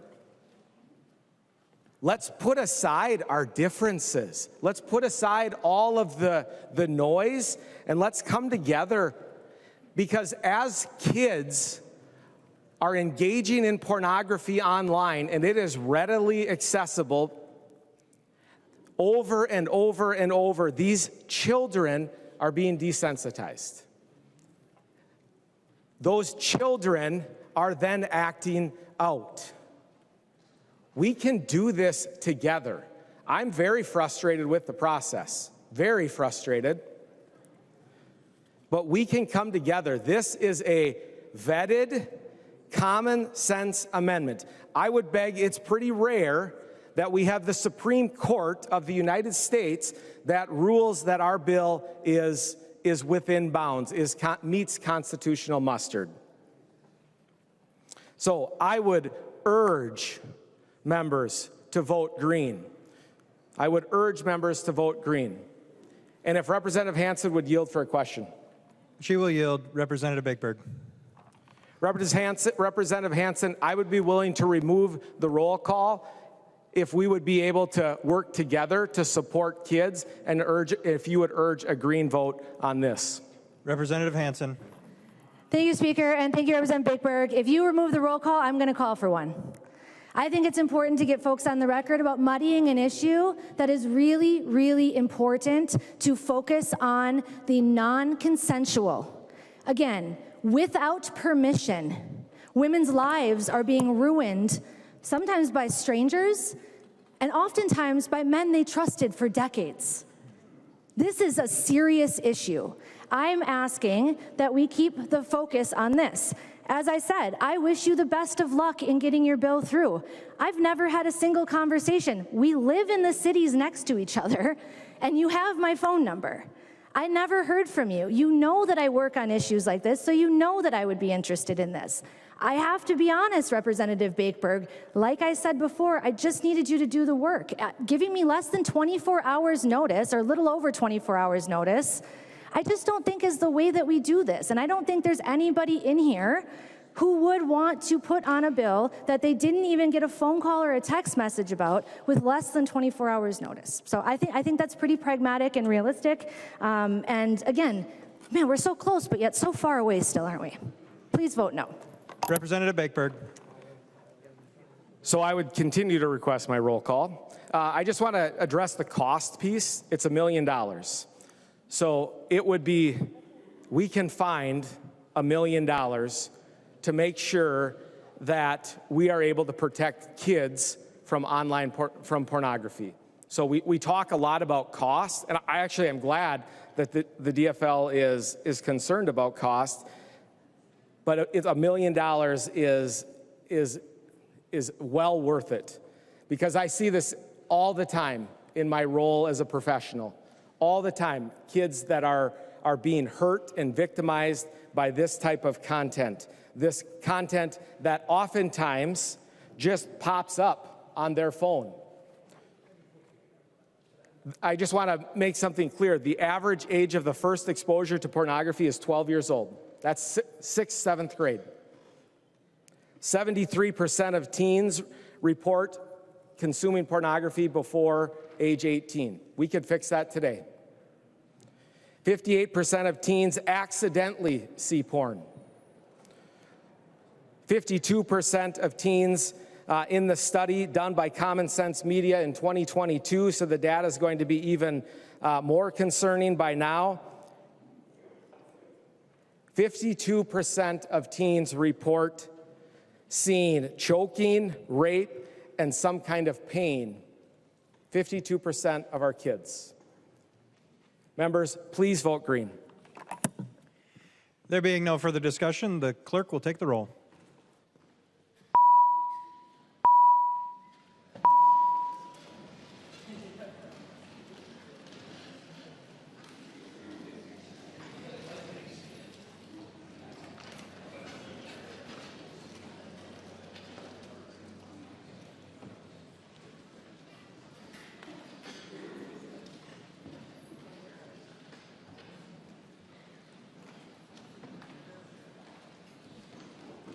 The chief clerk will call the name of the member voting remotely.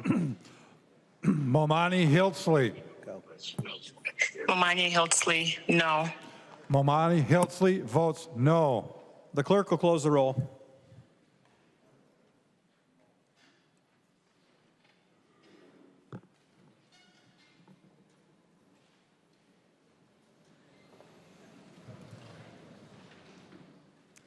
There being 67 yeas and 67 nays, the amendment does not prevail. The amendment is not adopted. There are no further amendments at the desk. The chief clerk will give the bill its third reading.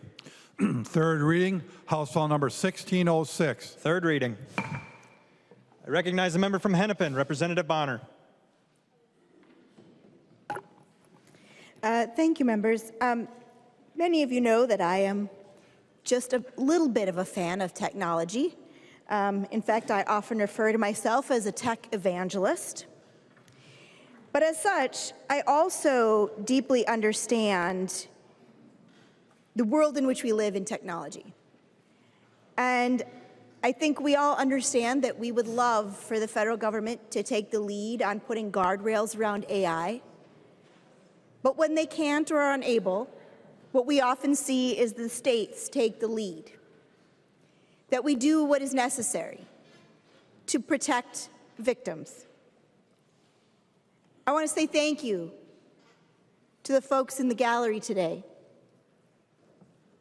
the women who laid bare and were courageous enough to come forward to talk about an issue that had profound impact on their lives. And I want to tell you, as someone who experienced this exact same thing myself in my own workplace, it can be devastating. But let's talk about this a little bit. 300 million children worldwide have had or have seen nudification sites. There is no, 99% of sexually explicit deep fakes are about women and girls. 55% of teens have used AI to create sexualized images between the ages of 13 and 17. We had a recent case in Pennsylvania of a young man who decided to nudify the bodies of 60 of his classmates. And the amount of damage that caused to those victims is immense. They are facing depression. They are facing PTSD. They are facing potential suicide in many of these cases. And this was inflicted upon them by a tool created for what purpose, we don't know. But I can tell you that with the very narrow exception provided in the bill, there is no innocent usage of this tool. All that it does is leave behind the ability to control and humiliate, to violate women and children, young girls and boys. It victimizes them. It leaves behind immense pain. And while I won't go too far down this road, I just want to say that I am deeply disturbed that we are taking the focus off of these victims. These are people who have actually been harmed, children who have been victimized, women who have lost jobs, like the teacher who lost her job because someone created a non-consensual sexual image of herself using this software, and she lost her job and the ability to teach students. Like the young man who decided to victimize 60 of his classmates. There is no innocent reason to have this tool. 90% of the traffic to deepfake nudes goes through a specific app whose name I will not mention. I'm not going to give them press. But it originates from the Meta platform. Explicitly or via explicit ads on Facebook and Instagram. So not only do these tools exist, we are actually actively advertising in places where teenagers are, where adults are, where they have access to ads to go and try it out for fun. Well, I can tell you there is nothing fun in this equation for the victims. And there is nothing cool in an opportunity to take the focus off of these victims today. There is nothing cool about that. Over 500 cases of AI sexual abuse were noted. On the Telegram platform, these images were openly distributed.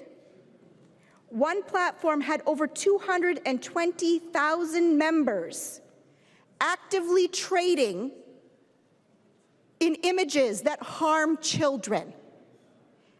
That's what we're talking about here today. They're actively trading material that victimizes women and children. And I want to reiterate that while we would love for the federal government to do something, and we've seen them take steps to try and come forward with things like the Take It Down Act or the Defiance Act, but all of those are retroactive, right? They're reactive. They're not preventative. In this chamber today, we have an opportunity to pass a bill that can actually prevent the harm from happening, so that the victims in this room, in this chamber today, do not feel disrespected by our conversation on this floor. That we actually have the ability to stop this harm in its tracks before it happens. To not disrespect them and the pain and the anguish they have gone through to be here today as victims. I fail to understand why we would want to obfuscate, to deflect from the issue at hand here today, which is to give these victims justice. This bill today has the opportunity for Minnesotans to lead, for us in this chamber to lead on providing guardrails for AI to make Minnesotans safer. But more importantly, this bill speaks for victims and it speaks for survivors. I want to encourage every member in this chamber to vote green today. We have the opportunity to lead in the nation and protect victims so that the people in this chamber, not only do they get their justice today, but we know that we will not harm others in the future. Please vote green. I recognize the member from Dakota, Representative Roach. Thank you, Speaker. I want to start off by thanking Representative Hanson on her work on this bill. And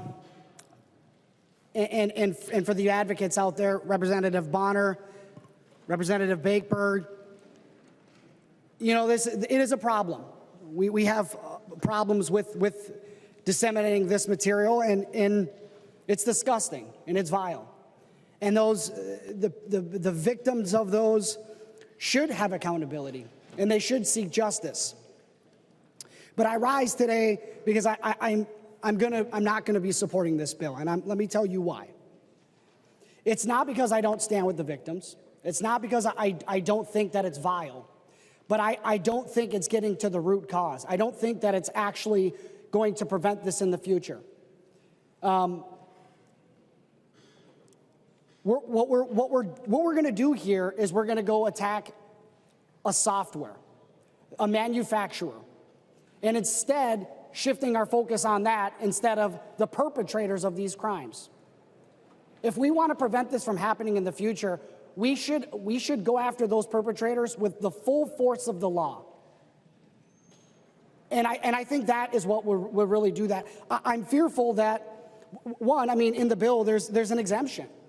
It still allows somebody to, as long as they do it themselves, to create the material. And I'm just worried that this really isn't going to stop anything. And I think it sets a precedent of going after manufacturers instead of distributors and the actual suspects. And for that reason, I am not going to be voting for this bill today. But I just wanted to set the record clear and let you know that I appreciate your work, and I think the premise of it is honorable, and I appreciate that. But I just think it misses the mark on going after the people that really should be held accountable, and that is the people that are creating and disseminating this material. I recognize the member from Anoka, Representative Scott. Thank you, Mr. Speaker, and I'm wondering if the bill's author would yield to a question. She will yield. Representative Scott. Thank you. Representative Hanson, you and I had some text exchanges yesterday, and it was the 11th hour, and I told you that there were some concerns, but I told you that I wouldn't bring an amendment unless you agreed to it, and you didn't, and so I didn't. But I do have a question, and this concern came from Apple, right? So they have millions of apps available, and even though they have really strict guidelines on a prohibition on this, right, on Nudification, there may be one or two apps that may seep through, right? And so they were just asking for some sort of a safe harbor piece when it came to the immunity, just some time to, if it's discovered that one of their apps has snuck through Nudification, that they would have a few days to remedy that. And I just wanted to get your feedback on that concept. Representative Hanson. Thank you, Speaker, and thank you, Representative Scott, Chair Scott. I was kind of saying both at the same time. I just want to first say I appreciate you and your style so much. So thank you for reaching out, and thank you for always being willing to talk to me. I think we've come to the same page on a lot of things a lot of times. So just wanted to recognize you for that. It's admirable. I also did hear from that group, and we had agreed that we were going to see how this goes and talk about it next year. What's interesting about this, and folks should know, is that the App Store currently, they claim this is prohibited. But if you talk to young people, it's there. There's lots of apps that are still there. And so despite that kind of corporate morality, again, those glimpses of that are really encouraging, they're not doing a great job of actually getting that out of there. And I think it's important to do this because, contrary to what we heard before, this actually does get at the exact root of the issue. And I know, Chair Scott, we've talked about this, and I know you agree with that too. I'm pretty sure you do. But this stops that creation of the content at the root as much as we can. And I'm in agreement that we actually should do a lot more App Store regulations or kind of enforcement and things around that, not just in my bill, but in other areas of law too. So I'd love to team up if you're interested next year, and we can tackle that together. But again, my conversations with folks who had concerns like that, they were comfortable kind of seeing how things go and then getting on it next year. Thanks. Representative Scott. Thank you, Mr. Speaker, and thanks for that explanation. That helps me kind of level set where you're at on this. And I think, and I did mention this today to some others, that with all this technology that we're trying to regulate, we are going to have to revisit these things as time goes. And because we got to see, how our enforcement is working, how our regulation is working, and B, because everything's constantly changing. So I appreciate your efforts today. I'll be voting for the bill, and thank you for your chatting with me. Thanks. I recognize the member from Goodhue, Representative Altendorf. Thank you, Mr. Speaker. And members, as we discuss this bill today, Representative Hanson, we appreciate that you've brought this to the forefront. AI is a problem, and it is moving faster than we have regulated, so we acknowledge that. This is an ongoing problem. But as we were talking, or Representative Bonner, when we were talking about victims, we can offer an amendment, and I thank Representative Bakeberg for bringing an amendment which was determined to be germane to this bill, because there are children victims of pornography as well. And that is what we could do today, is we don't have to do an all or nothing. We could do both. And that is what was unfortunate to see that vote today. Pornography is also a crime of victims. And when I heard people speak today, when they say the AI is atrocious, it's also atrocious to see children in school as young as 3rd grade, that a neighboring town to me, the school board is dealing with a 3rd grader who accessed hardcore porn in school and was showing it to other children. It was traumatizing. That school is now dealing with that. When the Democrats have said today that this keeps them up at night, pornography is keeping parents and children up at night. There are victims of AI of this nudification. There's also victims of pornography, and we could do both. We could do both, members. Pornography is doing great harm. Representative Bakeberg's amendment was not denying adult access to porn. And as we see other states across the country leading towards just simply verifying age so that minors are not seeing this, so that young child in 3rd grade in Southeast Minnesota who saw this, but not only saw it himself, showed it to many others in his class, traumatizing them. Members, we can do both. We can respect and acknowledge the victims of the AI crimes that we talked about today, and we could also protect our dearest, precious children. I will be voting yes, but members, I do wish that we could look at both issues. Any further discussion? I recognize the author of the bill, the representative from Dakota, Representative Hanson J. Thank you, Speaker, and thank you, everybody, for this discussion. Again, I wish everybody the best of luck that are carrying bills about other things that we all care about. Protecting kids is really important to me, so I hope that you can find a pathway here at the legislature. It can be kind of hard sometimes, so hope that luck sends you the boost you need. But this does get at the exact root cause that we've heard about with all of these issues. The creation of the content is the root. We do go after perpetrators, but unfortunately, even the law is not strong enough to catch a lot of them, or the arm of the law is not long enough to reach them. So addressing the tools that perpetrators use is a new way that we can actually do more to catch more perpetrators. So I want to say thank you to you all for a discussion. This is a hard subject to talk about, and I appreciate how much more interest folks have shown in addressing this and other things like it. But most importantly, I want to say thank you 1,000 times to the advocates watching and from the galleries and online and that are joining us today there. The courage that you have shown us is an inspiration to survivors everywhere. And your work is recognized, your advocacy is important, and your voices are impactful, and I hope that's reflected here today. So from the bottom of my heart, thank you for trusting me to join you on this journey. It really means a lot to me, and thank you so much for fighting for change. Please vote yes. Thanks. Seeing no further discussion, the clerk will take the roll.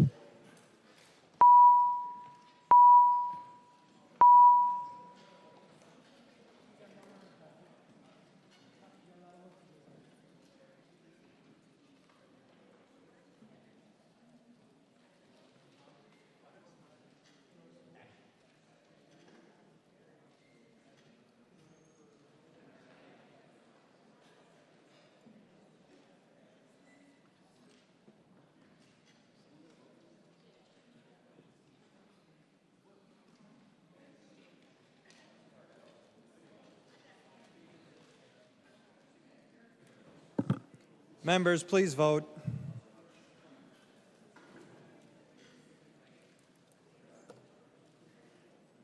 The chief clerk will call the name of the member voting remotely. Momani Hiltsley. Momani Hiltsley, aye. Momani Hiltsley votes aye.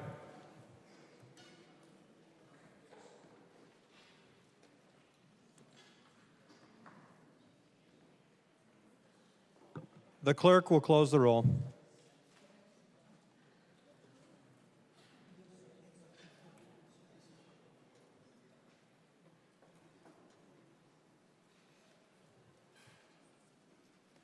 There being 132 yeas and 1 nay, the bill is passed and its language agreed to.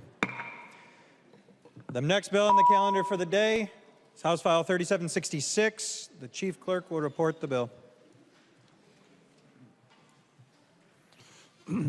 House File number 3766, an act relating to travel insurance, providing for the licensing and registration of limited lines travel insurance producers and retailers.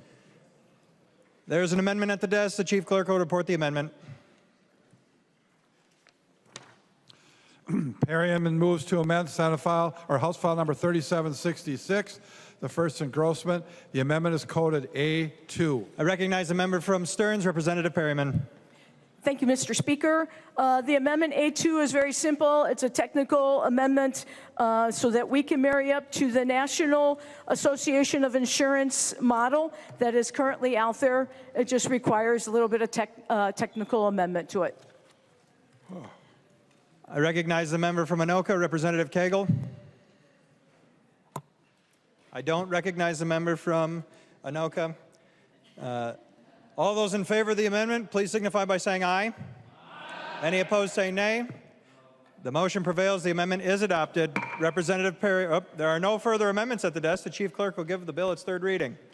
Third reading, House file number 3766, as amended. Third reading, Representative Perryman. Thank you, Mr. Speaker.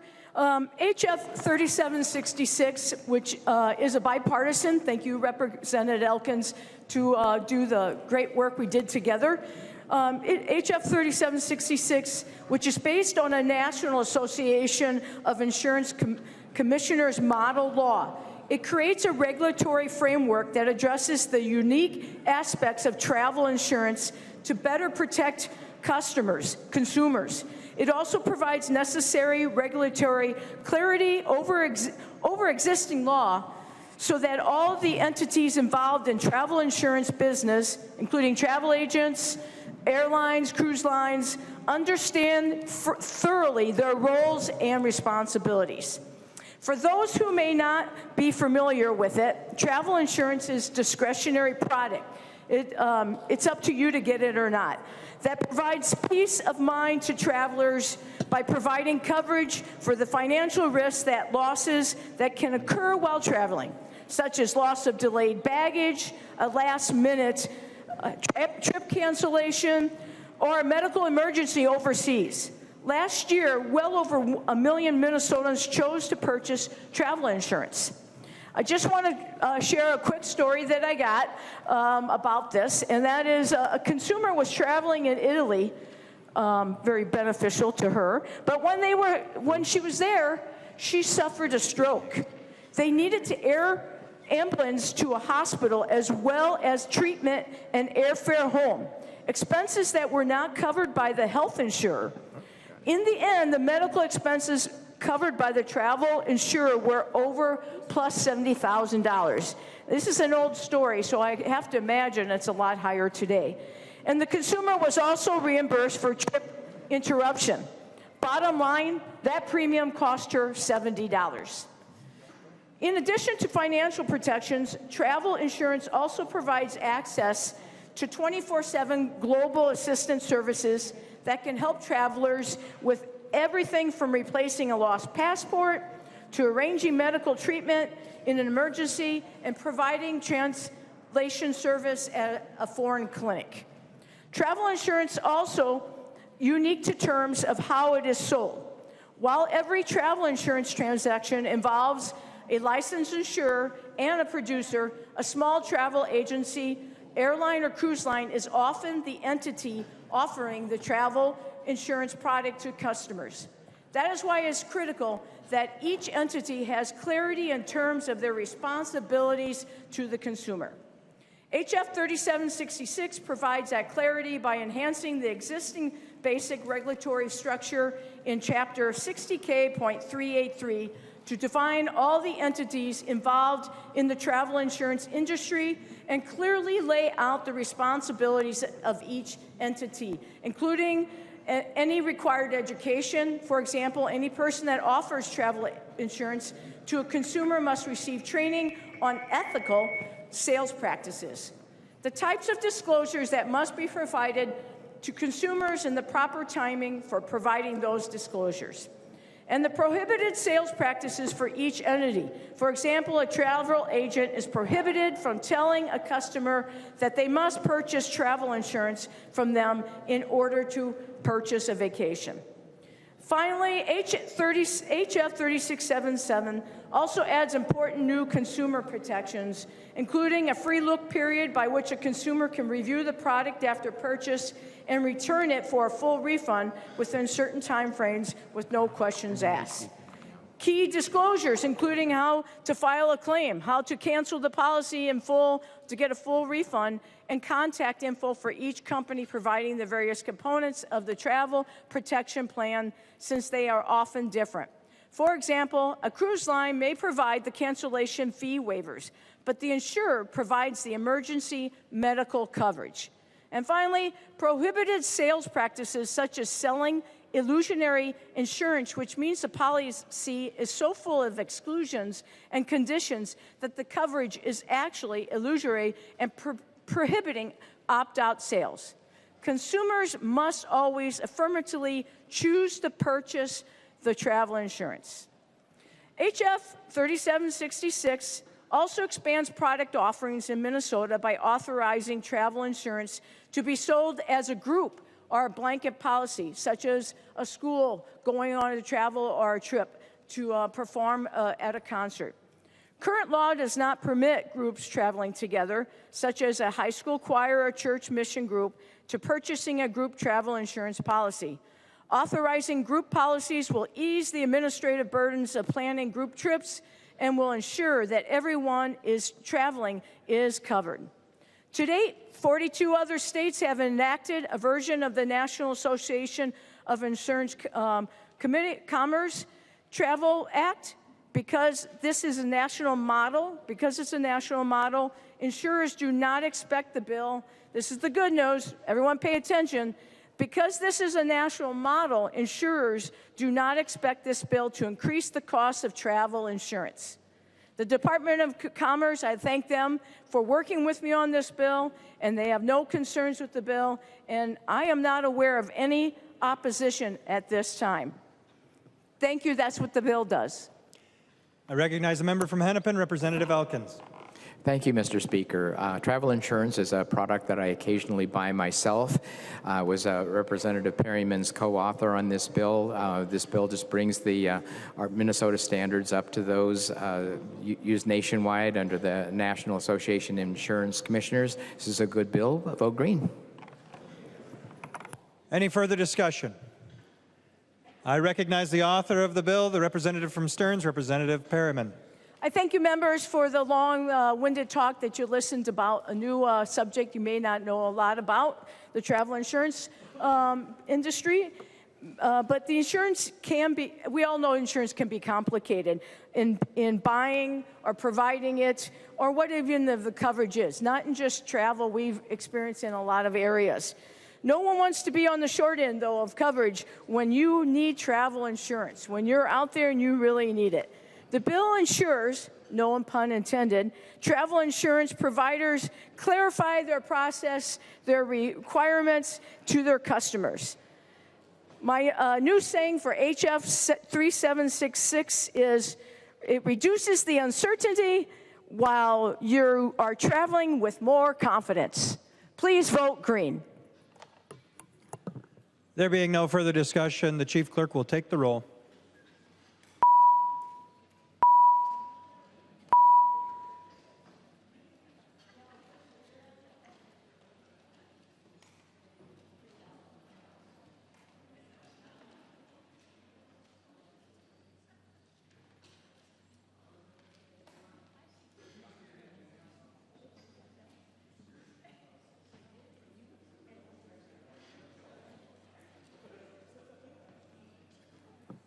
Members, please vote.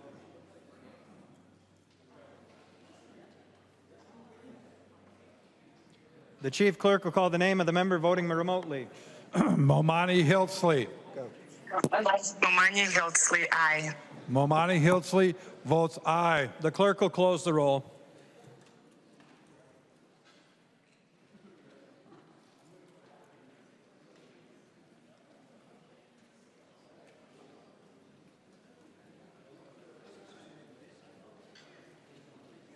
There being 134 yeas and 0 nays, the bill is passed and its title agreed to as amended. The next bill on the calendar for the day is House File 4502. The Chief Clerk will report the bill. House File number 4502, an act relating to financial institutions, establishing a trusted contact program to mitigate financial exploitation and fraud. I recognize the author, Representative Perryman, who will explain the bill. Thank you, Mr. Chair.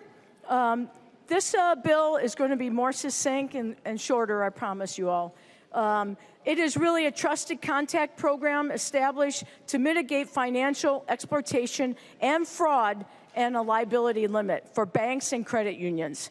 At a time when customers are facing a growing wave of fraud, HF 4502 is a common sense fraud prevention bill that gives them more control and added layer of protection. Under the bill, banks and credit unions may offer customers the ability to designate one or more trusted contacts whom the bank may notify in specific situations such as suspended fraud, financial exploitation, an emergency, loss of contact with a customer, or a dormant account that needs verification. The bill also permits banks to voluntarily offer enhanced account security features that allow limited secure access for trusted contacts to view account only when needed. Currently, in law, only a joint owner or an attorney in fact can access that information. A customer can revoke the appointment of a trusted contact at any time. This tool will empower customers while giving financial institutions practical, privacy-respecting way to act quickly when something appears wrong, something is going awry, and fraud might be a part of it. Participating in a trusted contact program would be entirely voluntarily for both financial institutions and customers. The parameters for trusted contact programs are flexible to allow banks to design their own programs. The intent is to encourage financial service providers to use this tool to help protect their customers. Actions in good faith taken by financial service providers and trusted contacts are protected from civil liability. I'm just going to give you one example. A bank may have a suspicion that a customer is being defrauded, but the customer does not believe the bank and wants to continue to send the money to the fraudster. The bank could then reach out to the trusted contact and ask for their help in talking to the customer with this bill. A customer may appoint a trusted contact and give them access to view the account online. The trusted contact may notice a transaction that appears fraudulent and alert the customer and the bank. That is what the bill necessarily does, and it will circumvent the fraudsters that are asking the vulnerable for spending on money on a certain urgency, and that the bank has that ability to be able to stop it quickly, and let's get in front of the fraud before it happens to the vulnerable. Thank you. That is the bill. There are no amendments at the desk. The Chief Clerk will give the bill a third reading. Third reading, House File number 4502. Third reading. Discussion. I recognize the member from Anoka, Representative Koegel.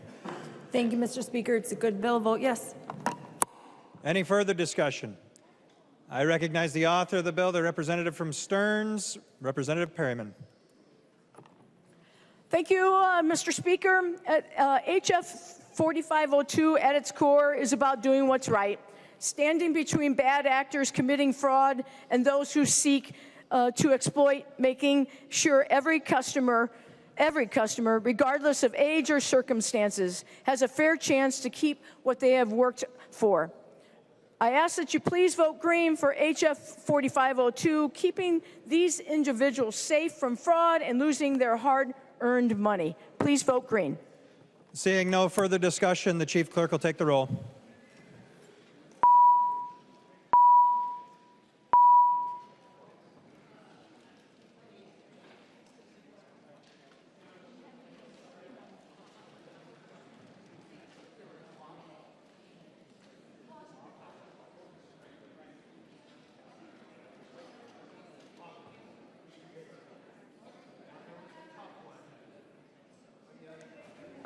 The clerk will call the name of the member voting remotely. Momani Hiltsley. Momani Hiltsley, aye. Momani Hiltsley votes aye. The clerk will close the roll.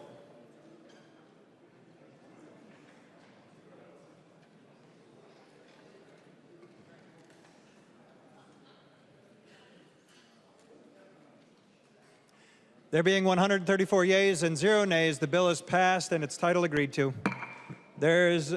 The next bill on the calendar for the day is House File 4188. There is an amendment at the desk, but without any objections, we will have the author of the amendment explain, or the author of the bill explain the bill first. Representative Koegel. Thank you, Mr. Speaker. Please, my mistake. The chief clerk needs to report the bill. House File Number 4188, an act relating to commerce, modifying various consumer protections for insurance and financial products. Now, I can recognize the member from Anoka, Representative Koegel, to your bill. Thank you, Mr. Speaker. House File 4188 is the Commerce Omnibus Policy Bill. It really is focused on targeted consumer protections. There are 4 main provisions in this bill around, the first one's consumer protections. There's some broker-dealer changes. The third is unclaimed property, and then we have some technical changes. Excuse me, Article 1 in Sections 1 and 2 is the virtual crypto kiosk ban. And so what this does is this actually it prohibits operation of crypto ATMs statewide as of August 1st, 2026. It requires the removal of the machines, a full payout for customer funds, transfer of the funds to customer accounts or wallets, and blockchain verification. These machines are widely used to scam people, and they charge high fees and lack transparency. So if a product's being used to scam people, we will step in and stop it. It also, sections 4 through 6 deals with handling and record keeping, complaint handling and record keeping. So if something goes wrong, companies have to track it and deal with it. Section 7 is around telephone recording requirements. Conversations with customers have to be documented. And then there sections 9 through 11 are some student loan protections that we put in. And so we are able to better respond to issues here at the legislature and at the agencies. There are also some issues around insurance marketing protections, and so section 16 through 19 deals with insurance lead generators. It brings modern online marketing into the regulatory framework and defines the companies generating online insurance industries. Section 20 bans deceptive insurance advertising, so it prohibits false, misleading, and deceptive advertising across the internet, email, and media. So this prevents consumers from being misled, and there are no more deceptive insurance ads. Also Section 21 is record-keeping requirements, requires these lead generators to maintain records of marketing practices and complaints. It enables enforcement and oversight, and so if you are marketing insurance, you must keep good records. License and industry oversight. We have a little provision in here that deals with bullion dealer transactions. So it clarifies when the transaction is considered a Minnesota transaction, defines its regulatory jurisdiction, and establishes when the Minnesota law applies. Sections 23 and 24 deal with appraisers and appraisal management companies, requires licensees to report changes in information, any legal judgments, disciplinary actions, or criminal charges. And so licensed professionals must report issues to regulators. Sections 25 and 26 deal with some scrap metal regulations, so it tracks scrap metal transactions to stop illegal activity. Section 27 is some clarifying language around collection agencies, so it ensures proper regulatory scope and clarifies who counts as a debt collector. We also have some provisions here around unclaimed property, how to improve how unclaimed property money is reported, tracked, and returned to its rightful owners. So bottom line, it stops crypto-related scams, protects student borrower loans, cracks down on deceptive insurance marketing, and improves the transparency and accountability across industries. So I will stand for any questions. There's an amendment at the desk. The chief clerk will report the amendment. Koegel moves to amend House File number 4188, the first engrossment. The amendment is coded A3. I recognize the member from Anoka, Representative Koegel. Thank you, Mr. Speaker. Members, the A3 removes some tax provisions that are in the bill. Any discussion to the amendment? I recognize the member from Stearns, Representative O'Driscoll. Thank you, Mr. Speaker and members. I encourage a yes vote on the A3 amendment. It removes some tax provisions. This bill came very late to us from the department this session, and I've spoken to the tax chairs, and they will be taking these issues up, and if they remain germane, they are looking at carrying those in the tax bill. So it's appropriate to get this language out of the bill. So again, vote yes on the A3 amendment. Thank you, members. Any further discussion to the amendment? Seeing none, all those in favor of the amendment, please signify by saying aye. Any opposed, say nay. The motion prevails. The amendment is adopted. There are no further amendments at the desk. The Chief Clerk will give the bill its third reading. Third reading, House File number 4188, as amended. Third reading. Discussion.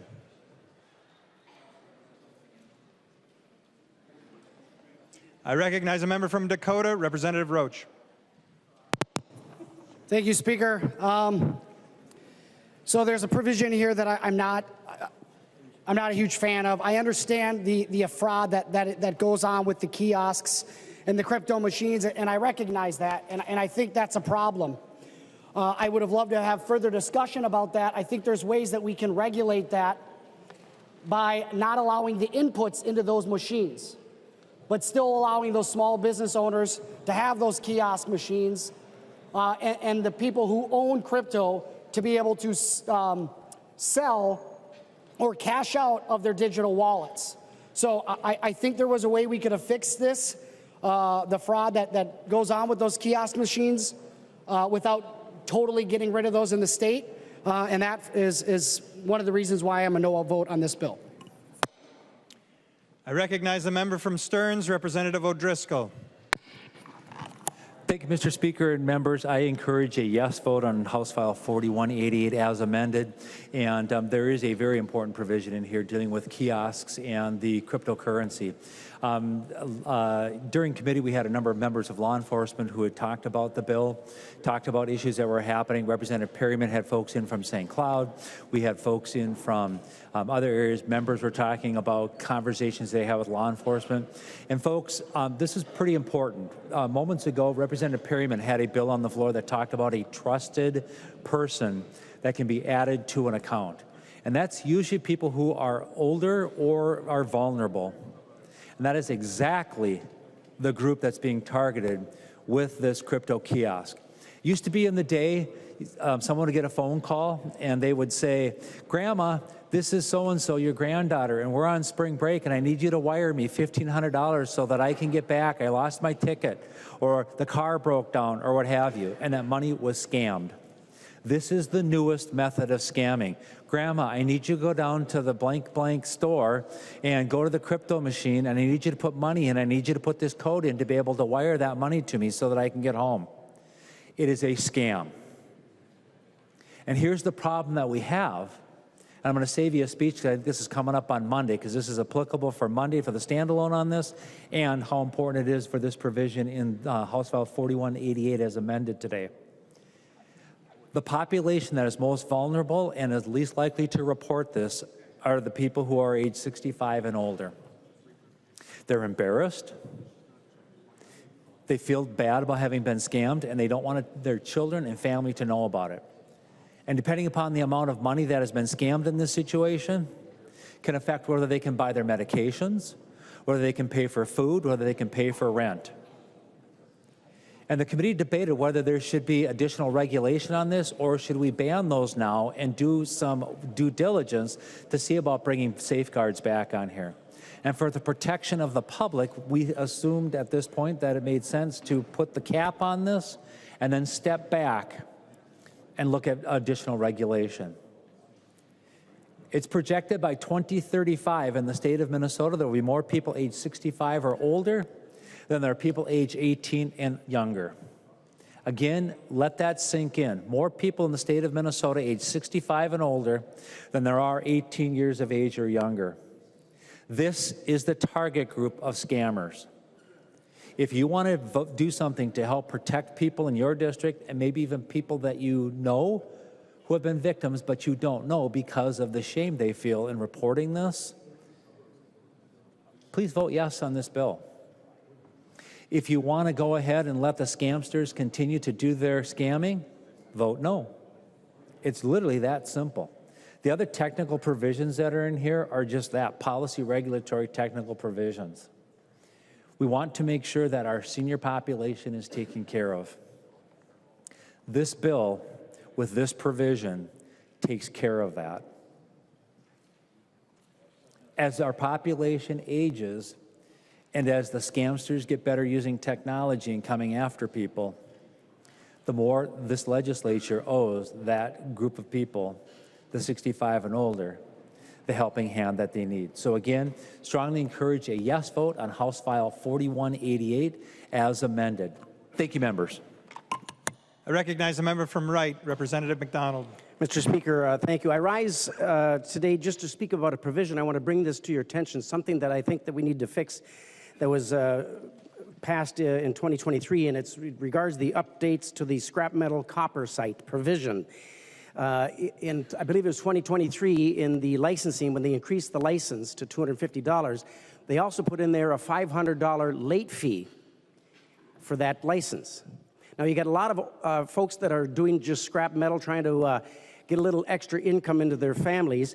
I had a gentleman that came into my studio before we started session, and he let his license expire because he wasn't sure he was going to do it. He's elderly, has a big beard, he looked like someone from Hee Haw. But he thought, you know, he needs to have a little extra cash, and he wanted to get his license. Well, he realized that not only did they double the license, but because his license had expired, it's a $500 late fee, if you will, an expiration fee. It's no difference if your deer hunting license or your fishing license expired. There'd be no reason to have a $500 fee to let your scrap license expire.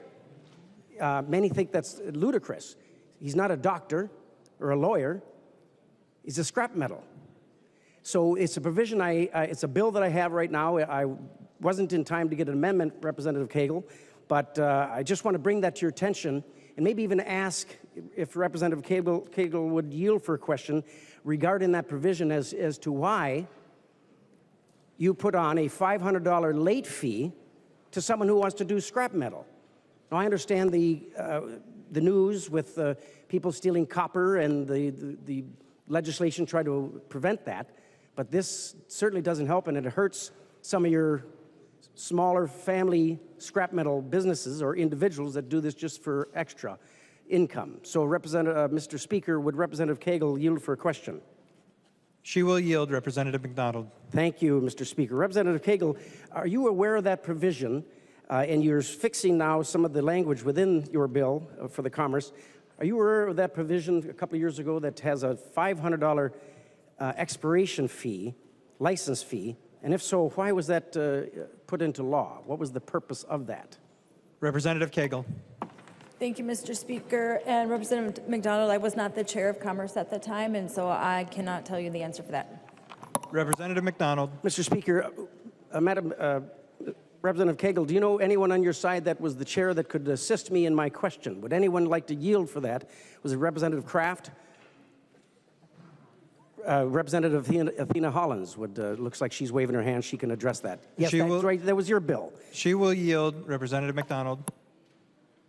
Representative Hollins. Thank you, Mr. Speaker. Thank you, Representative McDonald. I was the chief author of that bill, and I will say I also found the late fee a little exorbitant. It was a recommendation from the Department of Commerce when we were working with them on the bill.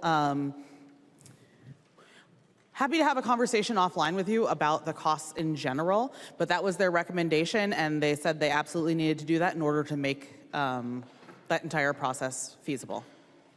Representative McDonald. Mr. Speaker, thank you, Representative Hollins. I appreciate that. I'm just trying to help a constituent in my district, and I'm sure there's many in your districts. I appreciate your willingness to work on this. This is not a getcha kind of a question. It's just an issue that came up that I wasn't even aware of, and I'm glad that you, Representative Hollins, recognize that It seemed like a steep fine and for no reason in the first place. So just a recommendation from the Department of Commerce. So I'll continue to work on my bill, and I will indeed talk to you offline on this. With that, thank you, Mr. Chair. Mr. Speaker. Any further discussion to the bill? I recognize the author of the bill, Representative Koegel. Thank you, Mr. Speaker. House File 4188 as amended really focuses on real consumer harm, and so stopping crypto kiosk scams, protecting student loan borrowers when their loans are transferred, and cracking down on deceptive insurance marketing while strengthening transparency and accountability across key sectors. I really also want to take this opportunity to thank everybody that our team Commerce. Chair O'Driscoll, it was really fun working with you. It was a great committee, and I think we've gotten some good work done, and we still have some more good work to do. So I'm excited to continue working with you on this. Too bad we found each other so late. I really want to thank our staff, our partisan staff, Eric Anderson, Sam O'Neill, and Alex Wheeler, my anti-crypto bro. And then definitely want to thank our GOP staff as well, Jesse McGirdle, Ben Fries, and Karen Hardwick. They've been great to work with, and it's been just a great committee. Our nonpartisan staff, Lori Pompu and Slovak Beckel, I really, really want to thank you guys as well. You always work so hard.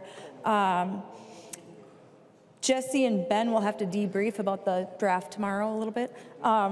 And then it was so awesome working with all of the Commerce team. I really want to thank you all. And I also want to thank Alex's mom, Jenny, for always making sure that we had one viewer on our Commerce Committee at 8:15. So thank you, members, so much. I appreciate it, and vote yes. Seeing no further discussion, the clerk will take the roll.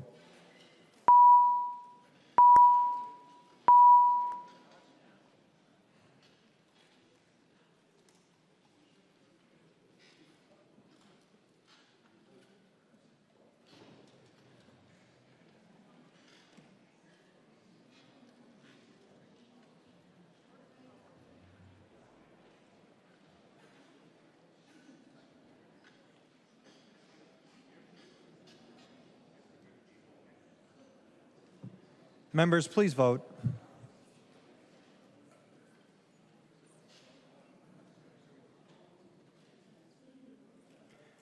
The chief clerk will call the name of the member voting remotely. Momani Hildsley. Momani Hildsley, aye. Momani Hildsley votes aye. The clerk will close the roll.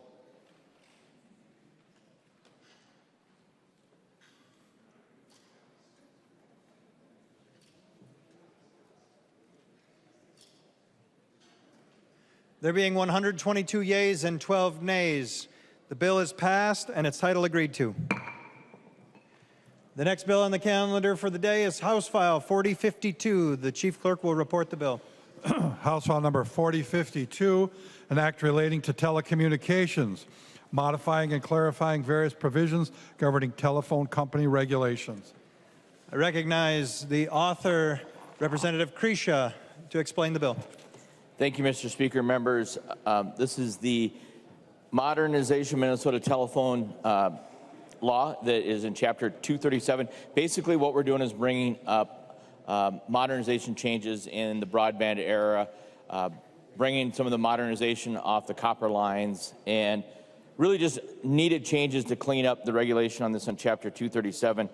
A couple of quick goals on the bill. We update the statutes for today's competitive broadband market, remove obsolete and duplicative requirements, align state law with federal requirements, clarity and transparency for consumers.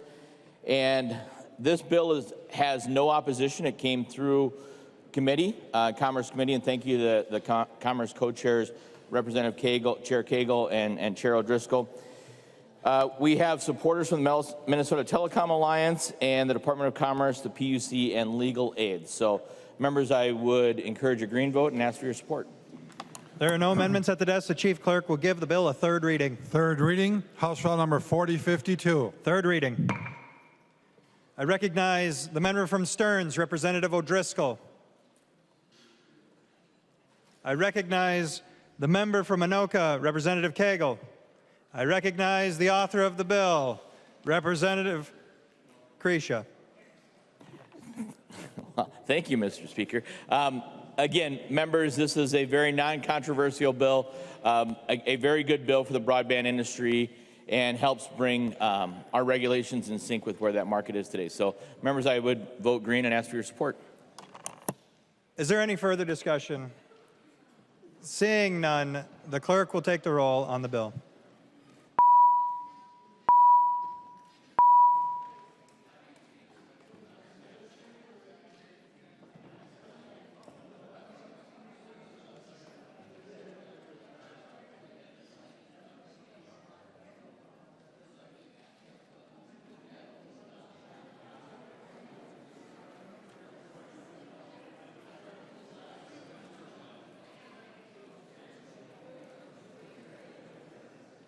Members, please vote.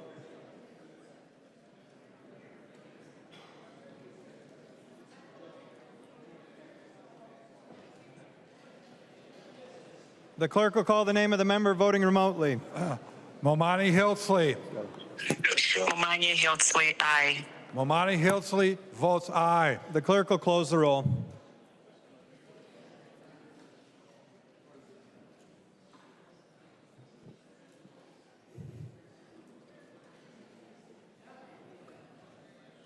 There being 134 yeas and 0 nays, the bill is passed and its title agreed to. The next bill on the calendar for the day is House File 3908. The Chief Clerk will report the bill. House File number 3908, an act relating to driver's license, modifying ignition interlock program license revocation requirements. I recognize the author of the bill, the representative from Hennepin, Representative Kraft. Thank you, Mr. Speaker. This is the Department of Public Safety Driver Vehicle Services Technical Updates Bill. There's 2 areas. One, it addresses some ignition interlock fixes, some complex cross-referrals, and also clarifies program eligibility for individuals with out-of-state DWI convictions to avoid legal ambiguity. The other area is that it strengthens privacy protections for some optional driver's license and ID indicators related to medical alerts, autism, and certain mental health conditions by classifying this information as private data. I ask for a green vote. There are no amendments at the desk. The Chief Clerk will give the bill its 3rd reading. 3rd reading, House File number 3908. 3rd reading. Discussion to the bill. I recognize the author, the member from Hennepin, Representative Kraft. Please vote green. Thanks. Seeing no further discussion, the clerk will take the roll.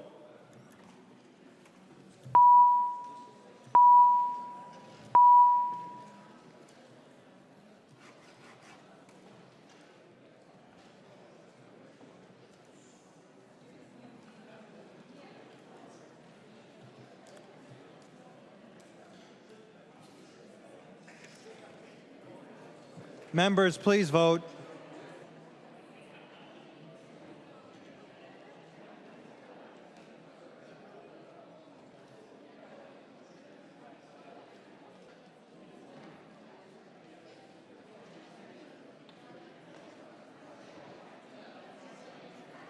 The clerk will call the name of the member voting remotely.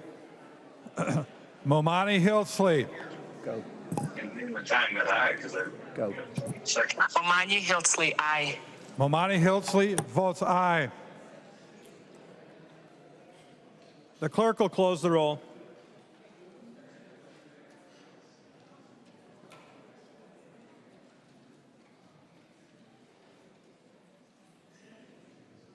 There being 132 yeas and 1 nay, the bill is passed and its title agreed to. The next bill on the calendar for the day is House File 4075. The Chief Clerk will report the bill. House File number 4075, an act relating to public safety, establishing a uniform procedure for imposition, implementation, and oversight of firearm restrictions resulting from certain criminal convictions. I recognize the author, the member from Anoka, Representative Scott. Thank you, Mr. Speaker.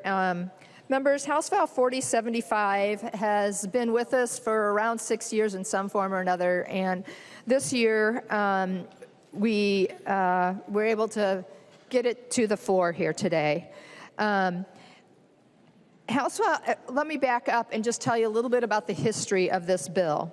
In 2015, the House and Senate and the governor passed a law that required those that were convicted of domestic violence or domestic violence, domestic child abuse.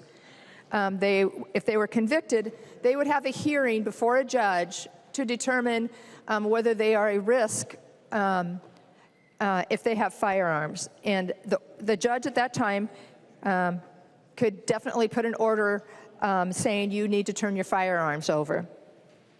And so that bill, that law has been in existence for over 10 years.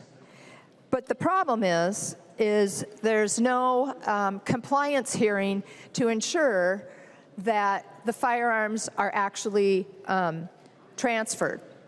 So that's the nuts and bolts of this bill. And at the time, I just want to make it clear what is not changing in the bill. Current law allows that transfer to happen.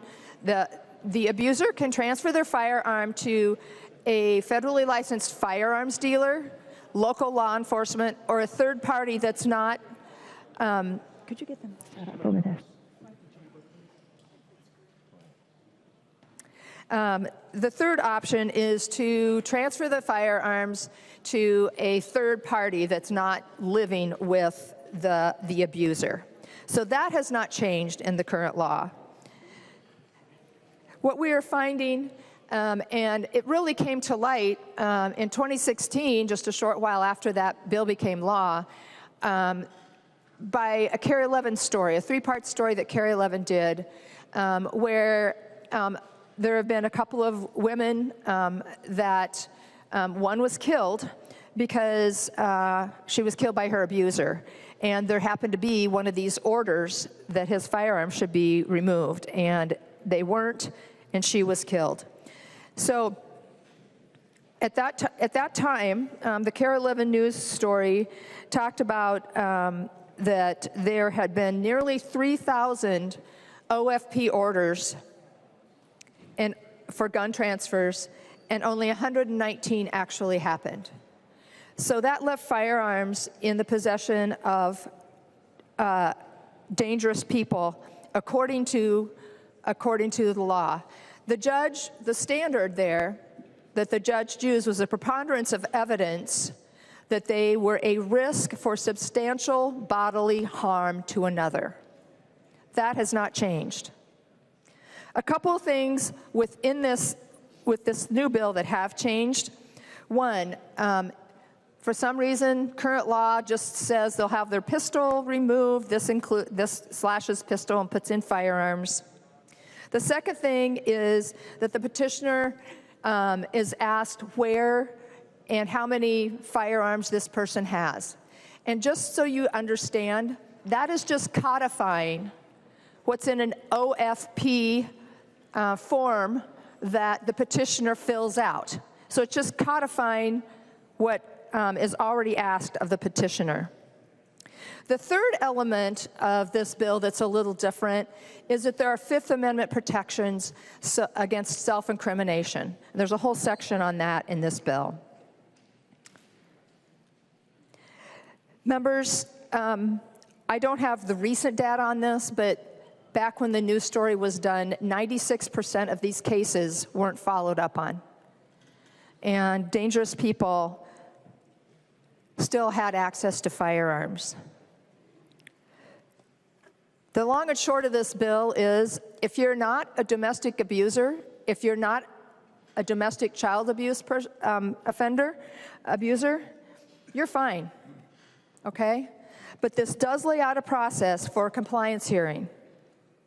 10 days after that order is issued, the abuser has 10 days to either transfer their firearm to a licensed firearm dealer, a third party that's not living with them, or local law enforcement. If they do not comply with that, the courts can issue a warrant for their arrest, and they can be hauled in for a contempt hearing as well. So with that, members, I hope that you will, I think there's everybody in this building, in this room, want to get firearms out of the hands of knowingly dangerous people, and that's what this bill attempts to do by simply adding to the current law a compliance hearing. Thank you, members. The bill has no amendments. The chief clerk will give the bill its third reading. Third reading, House File Number 4075. Third reading. Discussion to the bill. I recognize the member from Ramsey, Representative Pinto. Thank you, Mr. Chair, and thank you, Chair Scott, so much for advancing this. I just wanted to note for folks what a long and challenging journey it's been to get to this point, and how I'm glad we should be that Chair Scott has and Chair Moeller have put this together. It was, I think, a little bit less than 10 years ago that there was this identification by media about a lack of enforcement of existing law in this area because of some really complicated just logistical issues. In the ensuing years, Chair Moeller and I worked with a number of advocates from a number of different angles repeatedly. I've got sort of long chains of emails working with them, trying to sort through this. And eventually, in 2024, we put together a task force on domestic violence and firearms, which then brought together law enforcement and others and put together recommendations. And thank you, Chair Scott. Thank you, Chair Moeller, for your work in resulting in House File 4075. Again, this is making existing law to be enforced more effectively, and I think we all have an interest in having that happen. I'm so grateful to you, and especially the members of the task force, for working closely and carefully to sort this out. So I urge members to support this, and thank you again for your work. I recognize a member from Crow Wing, Representative Davis. Thank you, Mr. Chair, and, or Mr. Speaker. I understand what we're trying to do with this bill. I too, I want to protect victims. We all do. And we want to keep guns out of the hands of people that would do nefarious things, unlawful things. I understand the place we're trying to get to, but my conviction compels me to speak that I believe that this bill misses the mark. This bill takes an already serious problem in our domestic violence laws and makes it more problematic by creating a rigid statewide system that puts Minnesotans at greater risk of losing their constitutional rights and their property. And it's sad when we need compliance hearings for judges to follow through on doing their jobs. It seems that they kind of do whatever they want, which makes them, they've declared themselves, in my opinion, a government of their own. You know, the legislature, we work for the people, and we're to create laws for the people. That's our job. We legislate. The executive branch executes those laws, and the judicial branch is supposed to judge those laws. And unfortunately, we're seeing something very different with the judicial branch today. So it's sad that we even have to address this. First, the bill creates a uniform transfer system that applies across civil, family, and criminal contexts.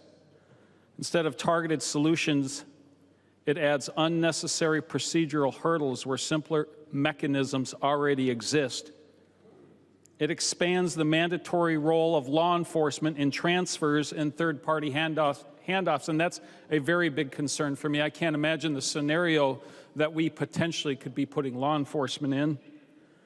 This shifts us away from practical private options toward a more state-centered process that creates logistical burdens for everyone. The bill requires petitioners to identify firearm types and locations to the extent known. That really doesn't make sense to me. We're going to have the victims doing that, along with detailed serial number documentation during transfers. This raises serious questions about how that information will be used. Will it lead to expectations of warrantless entry or inspections? I don't know. How do we prevent incomplete or speculative details from driving decisions? The bill does not clearly draw boundaries to protect Fourth Amendment rights. While the bill includes some language on self-incrimination immunity, it still forces people to affirmatively disclose possession details. The protections depend heavily on prosecutorial discretion, leaving real uncertainty and risk. And finally, the bill explicitly allows storage fees and treats unpaid fees as abandonment after a period. This opens the door to de facto forfeiture for those who cannot afford the costs, hitting lower-income Minnesotans hardest. And as many of us have noted, someone facing a false or exaggerated civil accusation, and don't tell me that doesn't ever happen, probably most of us in this room knows when that has happened of someone. That person could lose their firearms over false accusations, and that's not right. Possibly without reimbursement if transferred to law enforcement. Mr. Speaker, compliance laws do matter, but I believe this bill goes beyond that. It builds a broader regulatory structure with increased administrative burdens and unresolved constitutional questions.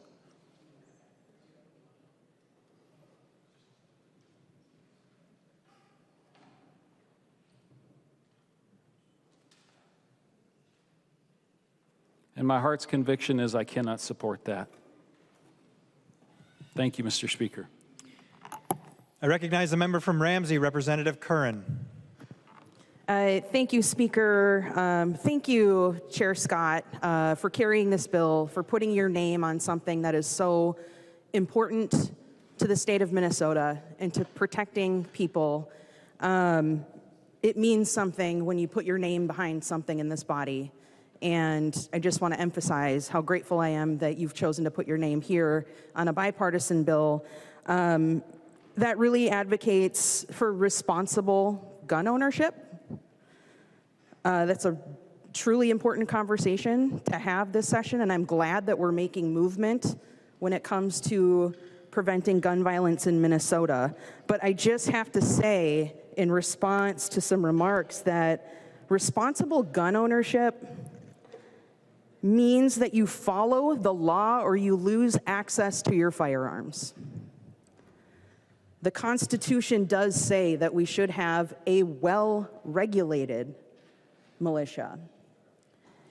And it is just so crucial that we understand that safety is at the core of our Second Amendment right. And safety means that we keep guns out of the hands of dangerous people who the courts said have no business owning guns. And that when we do follow laws that make communities safer for our communities, that law-abiding gun owners will continue to be law-abiding and will continue to follow the law. I just have to say that on the record. I do find it interesting that we're now concerned about Fourth Amendment rights after several discussions of warrantless searches and breaches of the amendment that have happened in the past, but I will leave that as it is not germane to this bill. And when we say things aren't germane, I respect our word on that as well. Thank you. I recognize the member from Ramsey, Representative Finke. Thank you, Mr. Chair. Sorry, I got distracted by bipartisanship, apparently. I rise in support of the bill. I just want to thank Chair Scott for the bill. I want to just do, as I have many times, remind folks that domestic violence is the most common form of violence on earth. And if we are going to protect women and children, as we have talked about so much, this is a very easy way to do that. One's the possession of a firearm. A firearm does not need to be used in a crime to be an agent of terrorism in a household. The possession of a firearm itself can be terror to someone who is living with their abuser or harm doer. If we are going to protect the vulnerable in our communities, We can take simple acts to ensure that survivors are not faced with these weapons. We can take simple actions to ensure that those who are living with their harm doers still have at least one tool at hand. So thank you very much for this bill. Let's protect women and children for real and vote green on this bill. I recognize the member from Sherburne, Representative Novotny. Thank you, Mr. Speaker. And I'd like to offer some clarification for people that have some misconceptions about the bill and what it means and what the current situations are. I do not see this bill as anything other than protection for victims of domestic abuse. I also see it as protection for people that are respondents in order for protection orders. And by that I mean, and I'll start off with that, it offers them the protection against incriminating themselves, which is important.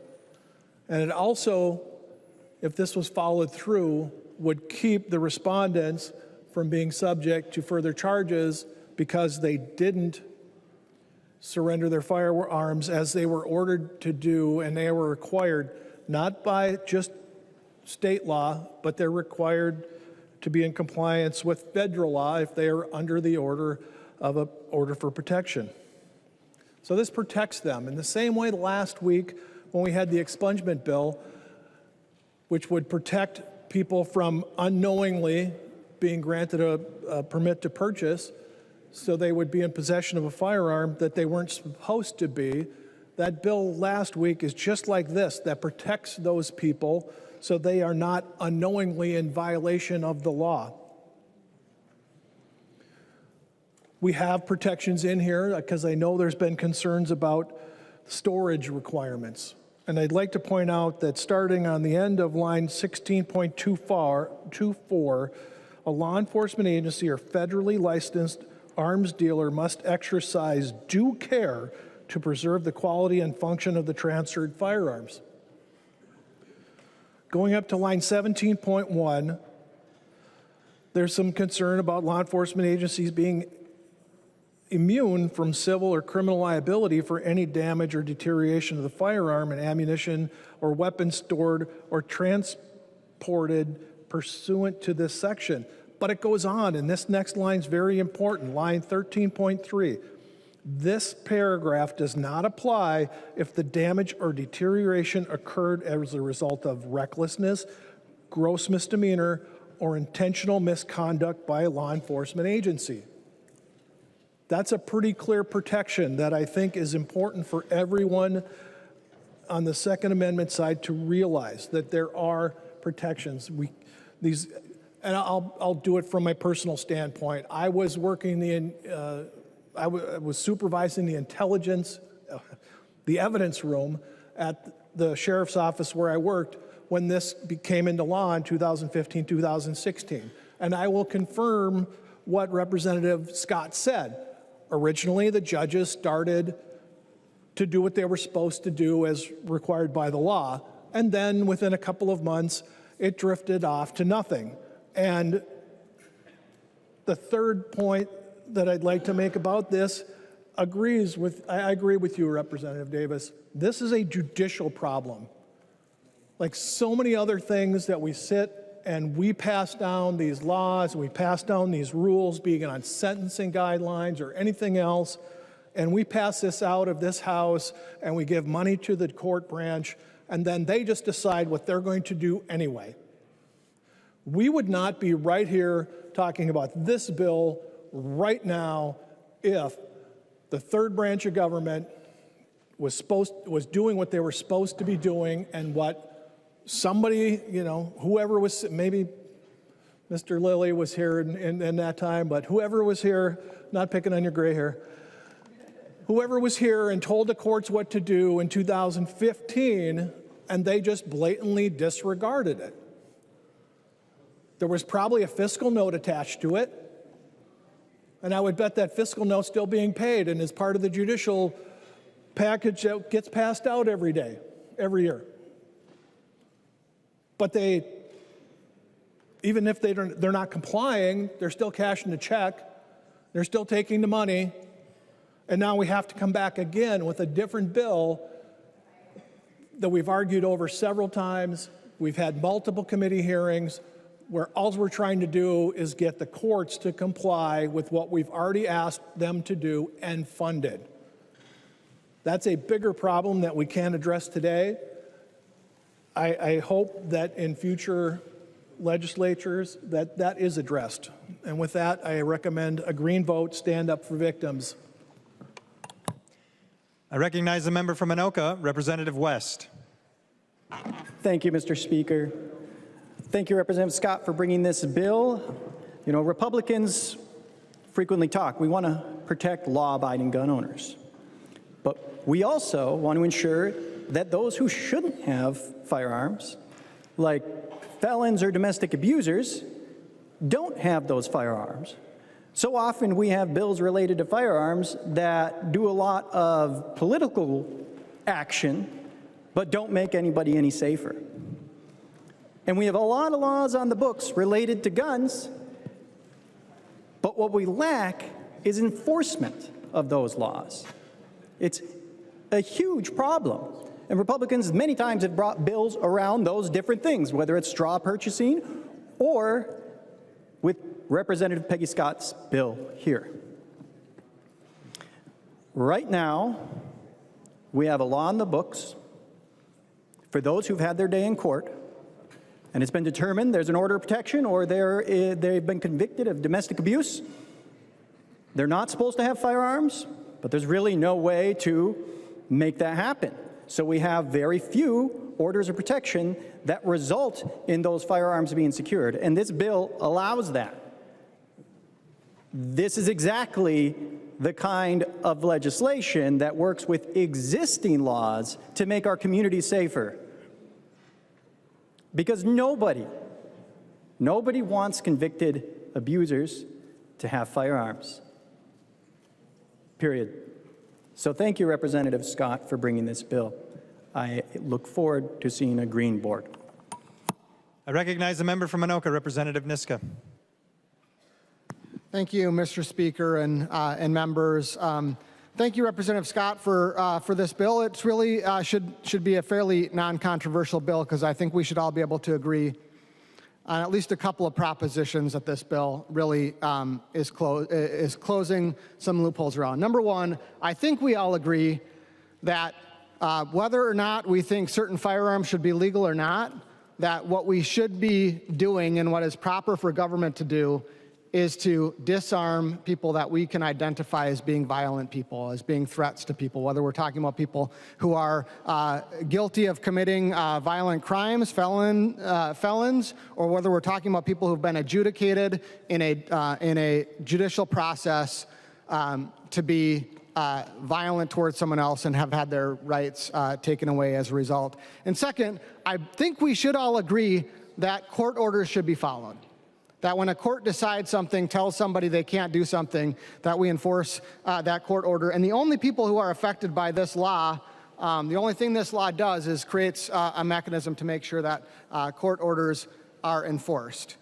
I think we all should agree that we should enforce the Second Amendment consistent with the history of the Second Amendment. And Justice Scalia, you know, in a very scholarly opinion in District of Columbia versus Heller, laid out some specifics about the history of the Second Amendment that I think are relevant to this discussion. He said that nothing in the opinion, quote, should be taken to cast doubt on longstanding prohibitions on the possession of firearms by felons and the mentally ill, discussing, again, the concept we just were talking about, that those who are violent, who are able to be identified as violent, whether that's through a process to identify someone as a domestic abuser, criminal process, or some other judicial process resulting in a court order.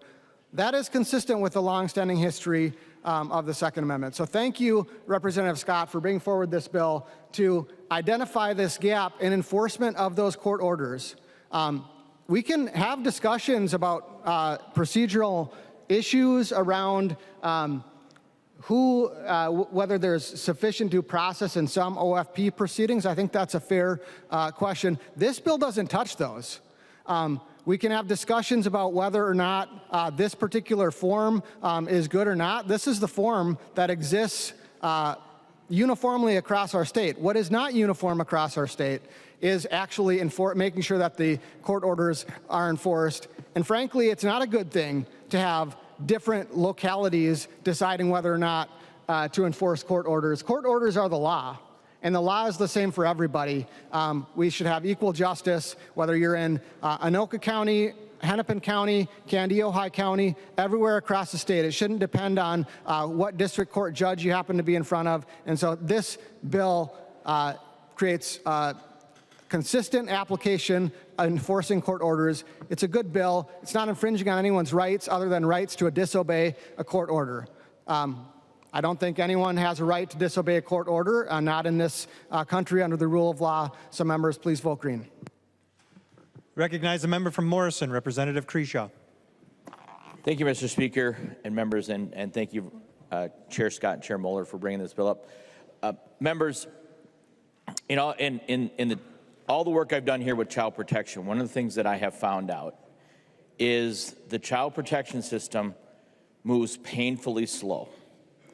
And I hear the criticisms of the judiciary system, the judicial branch and the judiciary, but it moves painfully slow for a reason.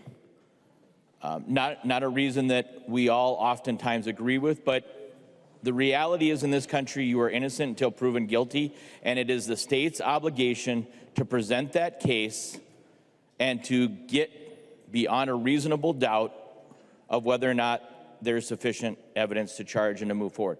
The reason I bring that up, if you've ever worked in the child protection system, you've ever seen those cases, the stack of the file, the size of the file, by the time you get to an order for protection or terminating parental rights is incredibly large. This doesn't happen in one instance and suddenly you're at a situation where the court is saying, nope, we're going to an order for protection, we're going to terminate rights, or we're going to remove the firearms. It doesn't happen overnight. In fact, law enforcement officers that I have talked to that have gone into these homes, it's not their first visit. And they have often told me that they are waiting on the courts and that they're waiting for the process. All the time this is happening, members, there are children in that house who could care less how fast the court protection system is going because it's not fast enough. It's not fast enough.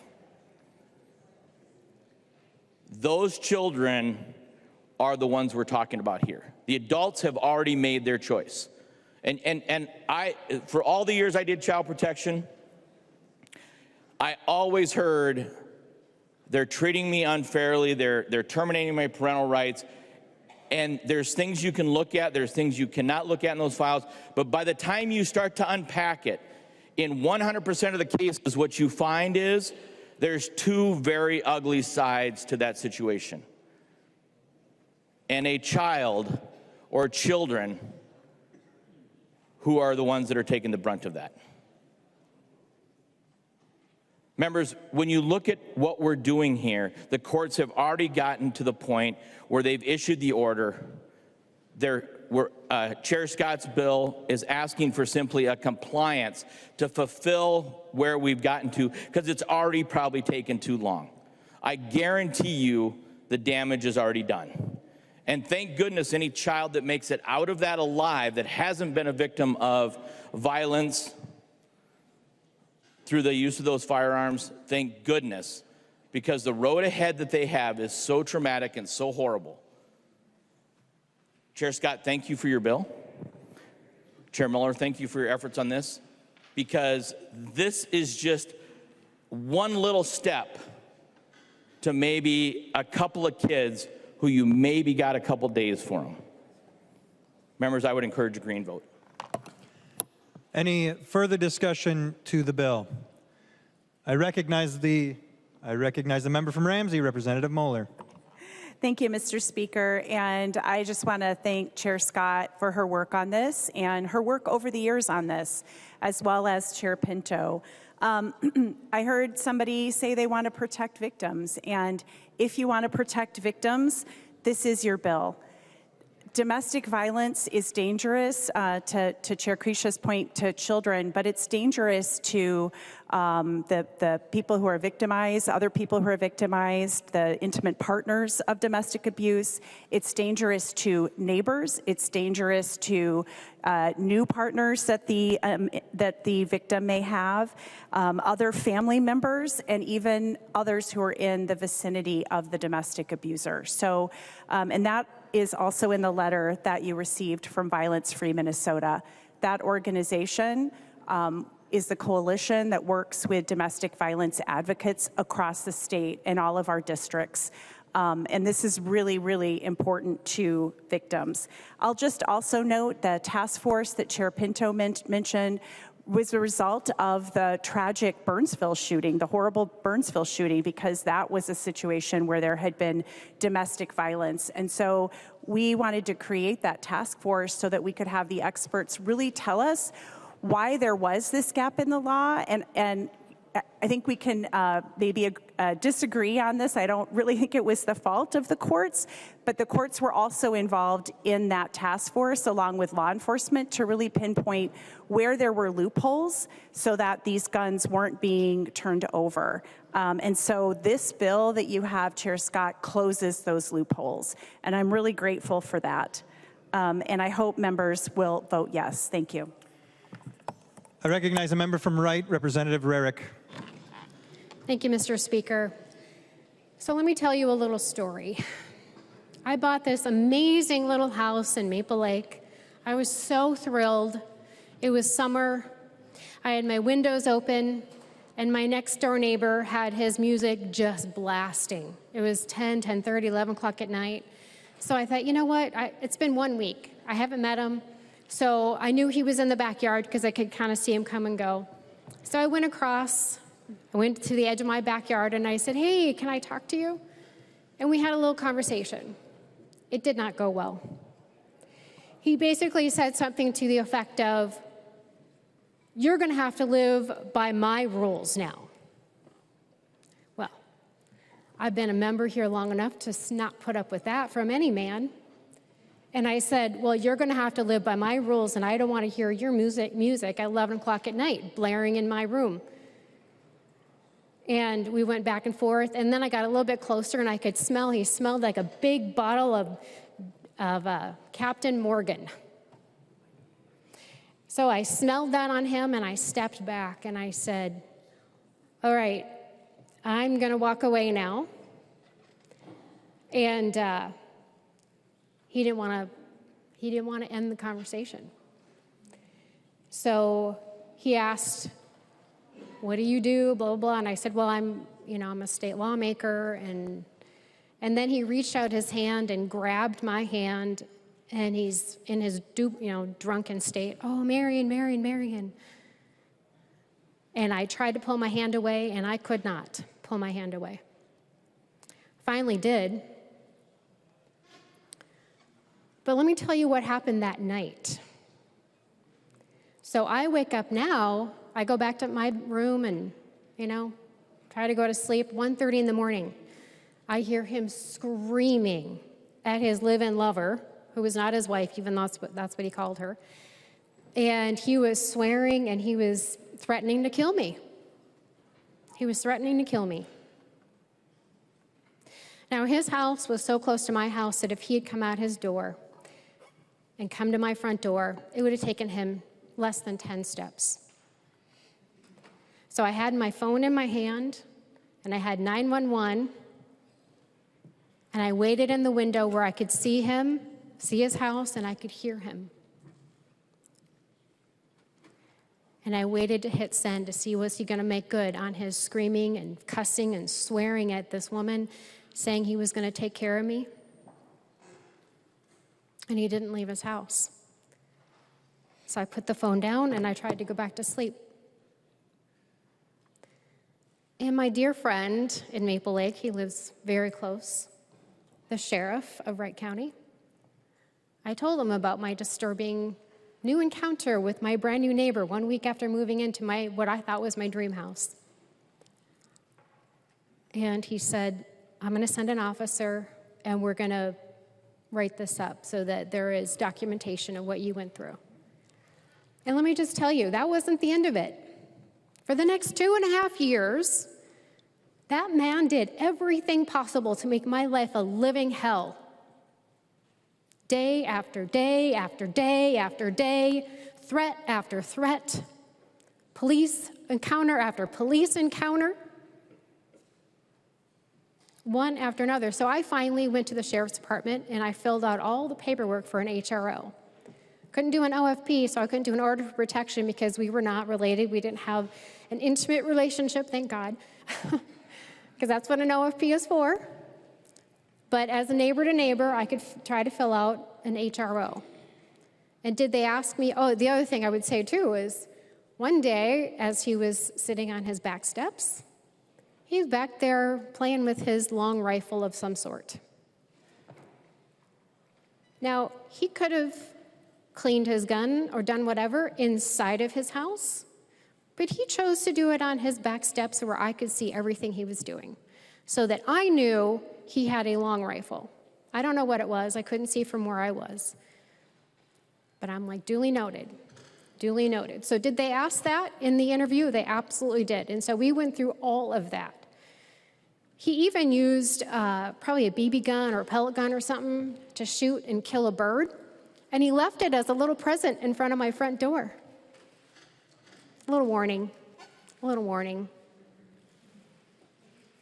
And all of that was documented in the HRO. So interestingly enough, go back to judges. The judge dismissed and denied my HRO. It was awesome, Representative Davis. It was awesome. I was denied because she said I was not in immediate danger. And you know what happened the next day after I was denied? I called the police again because he was threatening me again. So the live-in lover that he had, she bought the house, she paid for the house, she earned the money, he was living with her. Oh, and I should say who he was before. So his father went to federal prison for running drugs, guns, and girls here in Minneapolis. His father was a kingpin. And when Daddy went to prison, to federal prison, this guy took over the family business. He used to take $100 bills and throw them in his sock, and that was his bank. So this is who was living next door to me, and I couldn't get an HRO, but you know what happened a few months after that? Well, it was more than a year after that. This woman that was living with him and had bought the house and paid for everything, she finally got sick of it because he was threatening her with his pistol. And so she filed an order for protection because they were living together, and she was granted an emergency order. And to this day, there is still an emergency and now permanent order for protection out against that man. Now, he can't come anywhere into my house or her house. And yes, she had to say, yes, he has guns. And he was so angry that he had to turn those over. But we didn't know. So I finally got a chance to talk to her because he said to her, he forbade her to even talk to me. And you want to know what a battered woman looks like? They look at the ground and they don't look up. And that's what she did. We are still the best of friends even today because we went through hell together and came back out of it. Thank God she had the courage during the middle of COVID to kick him out and file for an order for protection, and she got it. But as we've been working on these types of bills, Representative Mueller and I, over the many years that we have been together, we discovered a horrifying thing, that even when orders of protection are ordered by the court, or HRO, or a DANCO, or any of those orders, there is little to no follow-up to make sure that those guns are actually taken out of the hands of violent people that threaten to kill other people, and sometimes do. The court orders it, and then they never have another hearing. They never have follow-up. They never do anything. So I had to live next to this guy for 2.5 years, listening for every sound. Was he kicking in my front door? I had my own protection next to my bed for 2.5 years. Then to come to find out that we don't know, like, who even follows up on that stuff. The courts don't. That's what this bill does. This gives a person like me and a person like my neighbor a little bit of peace at night to know that somebody actually is paying attention, that yes, they're actually going to make sure that there is another hearing to find out, have the guns actually been removed from this crazy person's possession. So I hope that you will vote today to stand with victims like myself and like my neighbor and like many hundreds and thousands of men, women, and children in the state of Minnesota that are victimized by crazy people. Please stand with us and not the crazy people. Thank you, Mr. Speaker. Further discussion. I recognize the author of the bill, the member from Anoka, Representative Scott. Thank you, Mr. Speaker, and thank you for the good discussion today. And I do want to thank, I texted Chair Moeller and said, yeah, I had you in my notes to mention your help on this. And then, you know, if you go off script, then you miss those things.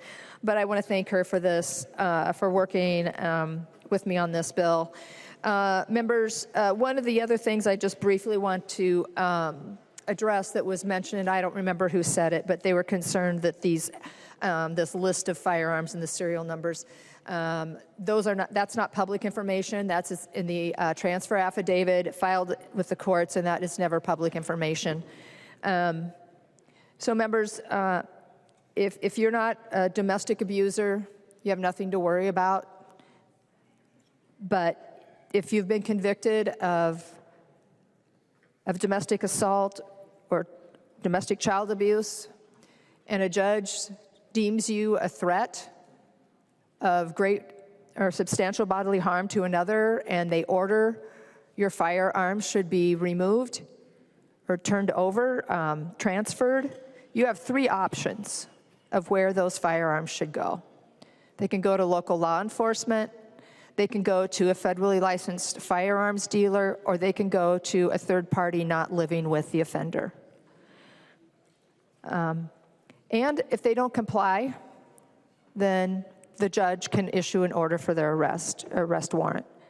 Members, this is common sense. This is taking firearms out of the hands of dangerous people, which is what we need to be focused on here. And so I would encourage members' support. Thank you. Seeing no further discussion, the clerk will take the roll.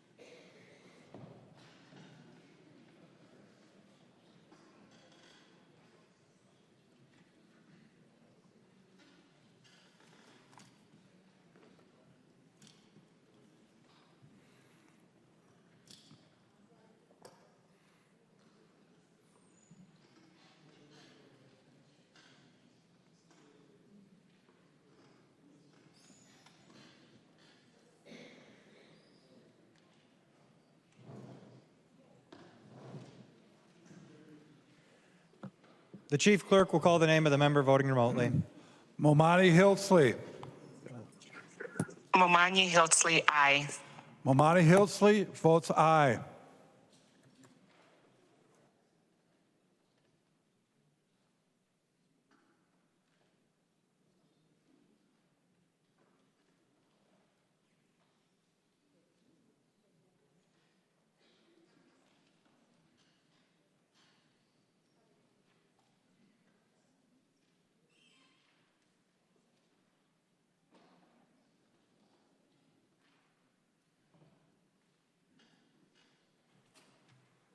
The clerk will close the roll.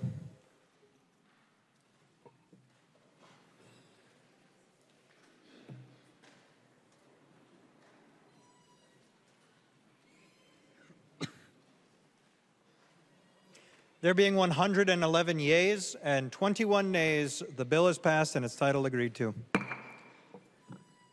Members, the last bill on the calendar for the day is House File 3970. The Chief Clerk will report the bill. House File number 3970, an act relating to civil law, establishing a remedy to extinguish a joint interest in a contract of deed of a perpetrator of domestic abuse or sexual assault. Members, there is an amendment at the desk, but with no objection, we'll let the author explain the bill before we act on the amendment. I recognize the author of the bill, the representative from Ramsey, Representative Moeller. Thank you, Mr. Speaker. And members, this is a bill for protecting victims of domestic violence, sexual assault, and other forms of abuse.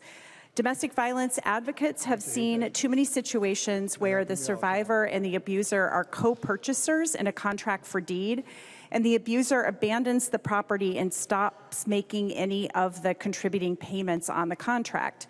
As a result, the survivor then, who continues to make payments on the contract and wants to remain an equitable owner of the home, is in the predicament of sharing an interest in property forever with the person who's committed domestic violence and is not bearing any responsibility for contract payments, insurance, property taxes, or home maintenance. Currently, there's no viable legal remedy that can extricate the survivor from this untenable and unfair situation. With this bill, the survivor is granted the right to petition the court to terminate the abuser's interest in the contract for deed if the survivor proves by a preponderance of the evidence that they've been subjected to domestic violence, sexual assault, sexual extortion, stalking, or harassment, and that the respondent has abandoned their interest in the contract for deed. And then the bill provides that if they have abandoned that interest, if the abuser has not resided in the property for 6 consecutive months, and that's one of the things we'll talk about in the amendment, and the survivor has made 100% of the payments on the contract for the past 6 months.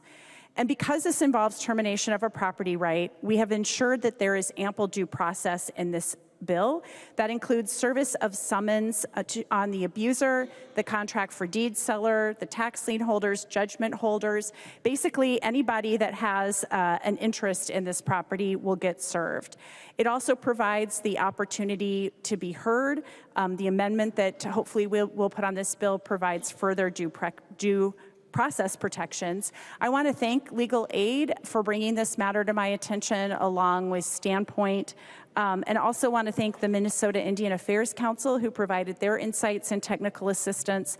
This bill is supported by the victims' rights community, and they are passing out several letters that you'll be receiving in a minute. And the bill has also been vetted with the Title Association, Bankers, Credit Union Network, and Minnesota Retailers Association. There is no known opposition to this bill, and Mr. Speaker, I'm ready to explain the amendment and answer questions. There's an amendment at the desk. The Chief Clerk will report the amendment. Moeller moves to amend House File number 3970, the first engrossment. The amendment is coded A2. Recognize the member from Ramsey, Representative Moeller. Thank you, Mr. Speaker. So some of the changes in this amendment are technical. The language in this amendment largely comes from the real property section of the Minnesota State Bar Association. And again, it's been vetted with the stakeholders. So beyond the technical changes, as I mentioned before, for showing of abandonment, the abuser has to have not lived there for 6 months, and this amendment makes it 6 consecutive months. Also, again, ensuring that the victim has paid 100% of the contract for deed payments during that time. It clarifies the due process rights of the vendor in ensuring that any assignee or anyone who holds the vendor's interest is required to be served with the petition to terminate the abuser's interests. It adds more information to the summons, again, for due process, and clarifies the court's duty where there is a default and when the petition is contested. And again, I hope you can vote yes on this amendment. Thank you. Discussion to the amendment.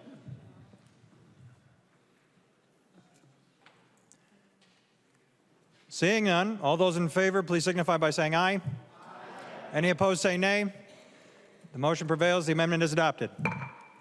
There are no further amendments at the desk. The Chief Clerk will give the bill its third reading. Third reading, House File Number 3970, as amended. Third reading.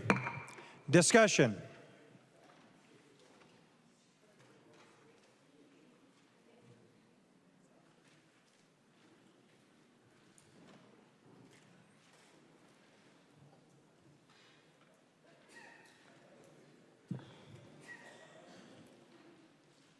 Any discussion? I recognize the author of the bill, the member from Ramsey, Representative Moeller. Thank you, Mr. Speaker. I really had prepared a lot for any questions on this. It's not my area of expertise, so I learned a lot in that preparation, and am hoping that everybody can support this bill with a green vote. Thank you. Seeing no further discussion, the clerk will take the roll.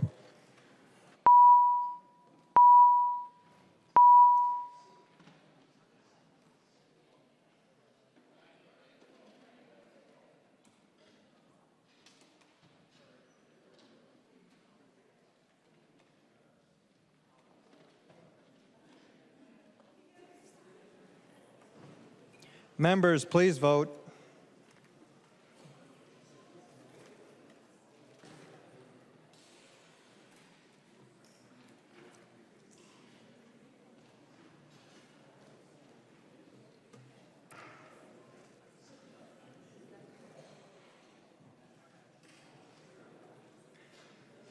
The Chief Clerk will call the name of the members voting remotely. Momani Hilsley. Go. Momani Hilsley, aye. Momani Hilsley votes aye. The clerk will close the roll.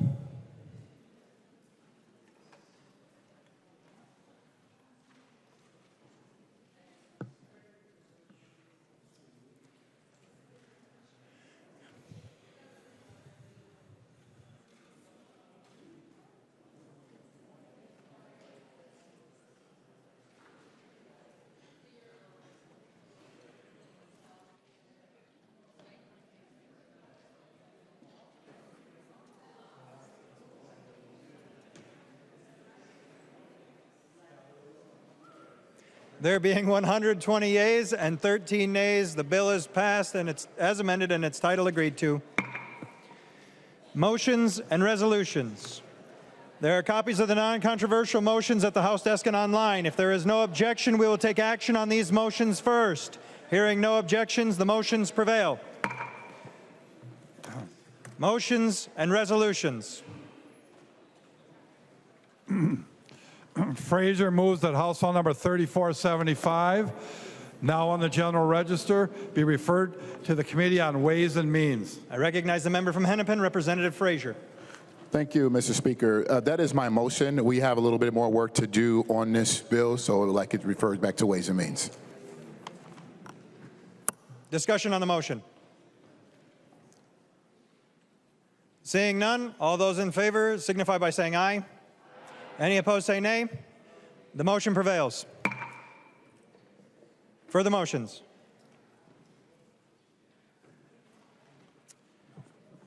We're now on announcements.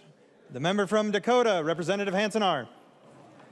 Thank you, Mr. Speaker. It is Arbor Day, the annual tradition, 40 years old, of distributing trees in the Minnesota House.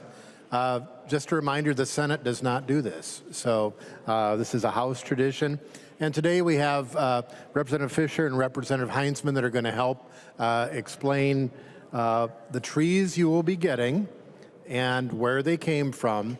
I just want to give a little note that the first Arbor Day in the world was celebrated in 1594 in the Spanish city of Mondoñedo.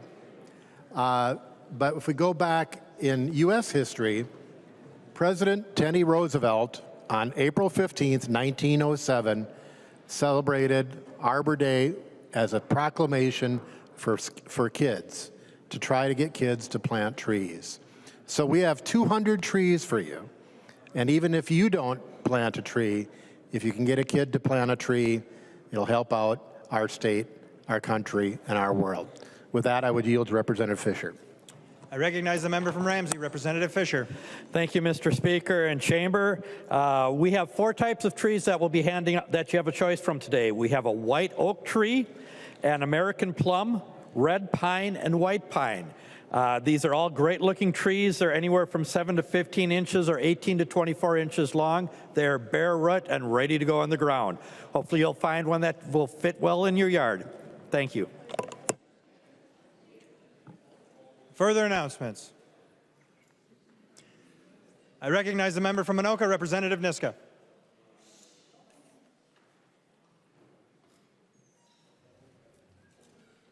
Thank you, Mr. Speaker. I move that when the House adjourns today, it adjourns until 1 p.m., Monday, April 27, 2026. Representative Niska moves that when the House adjourns today, it adjourns until 1 p.m., Monday, April 27, 2026. All in favor say aye. Any opposed say nay. The motion prevails. Representative Niska.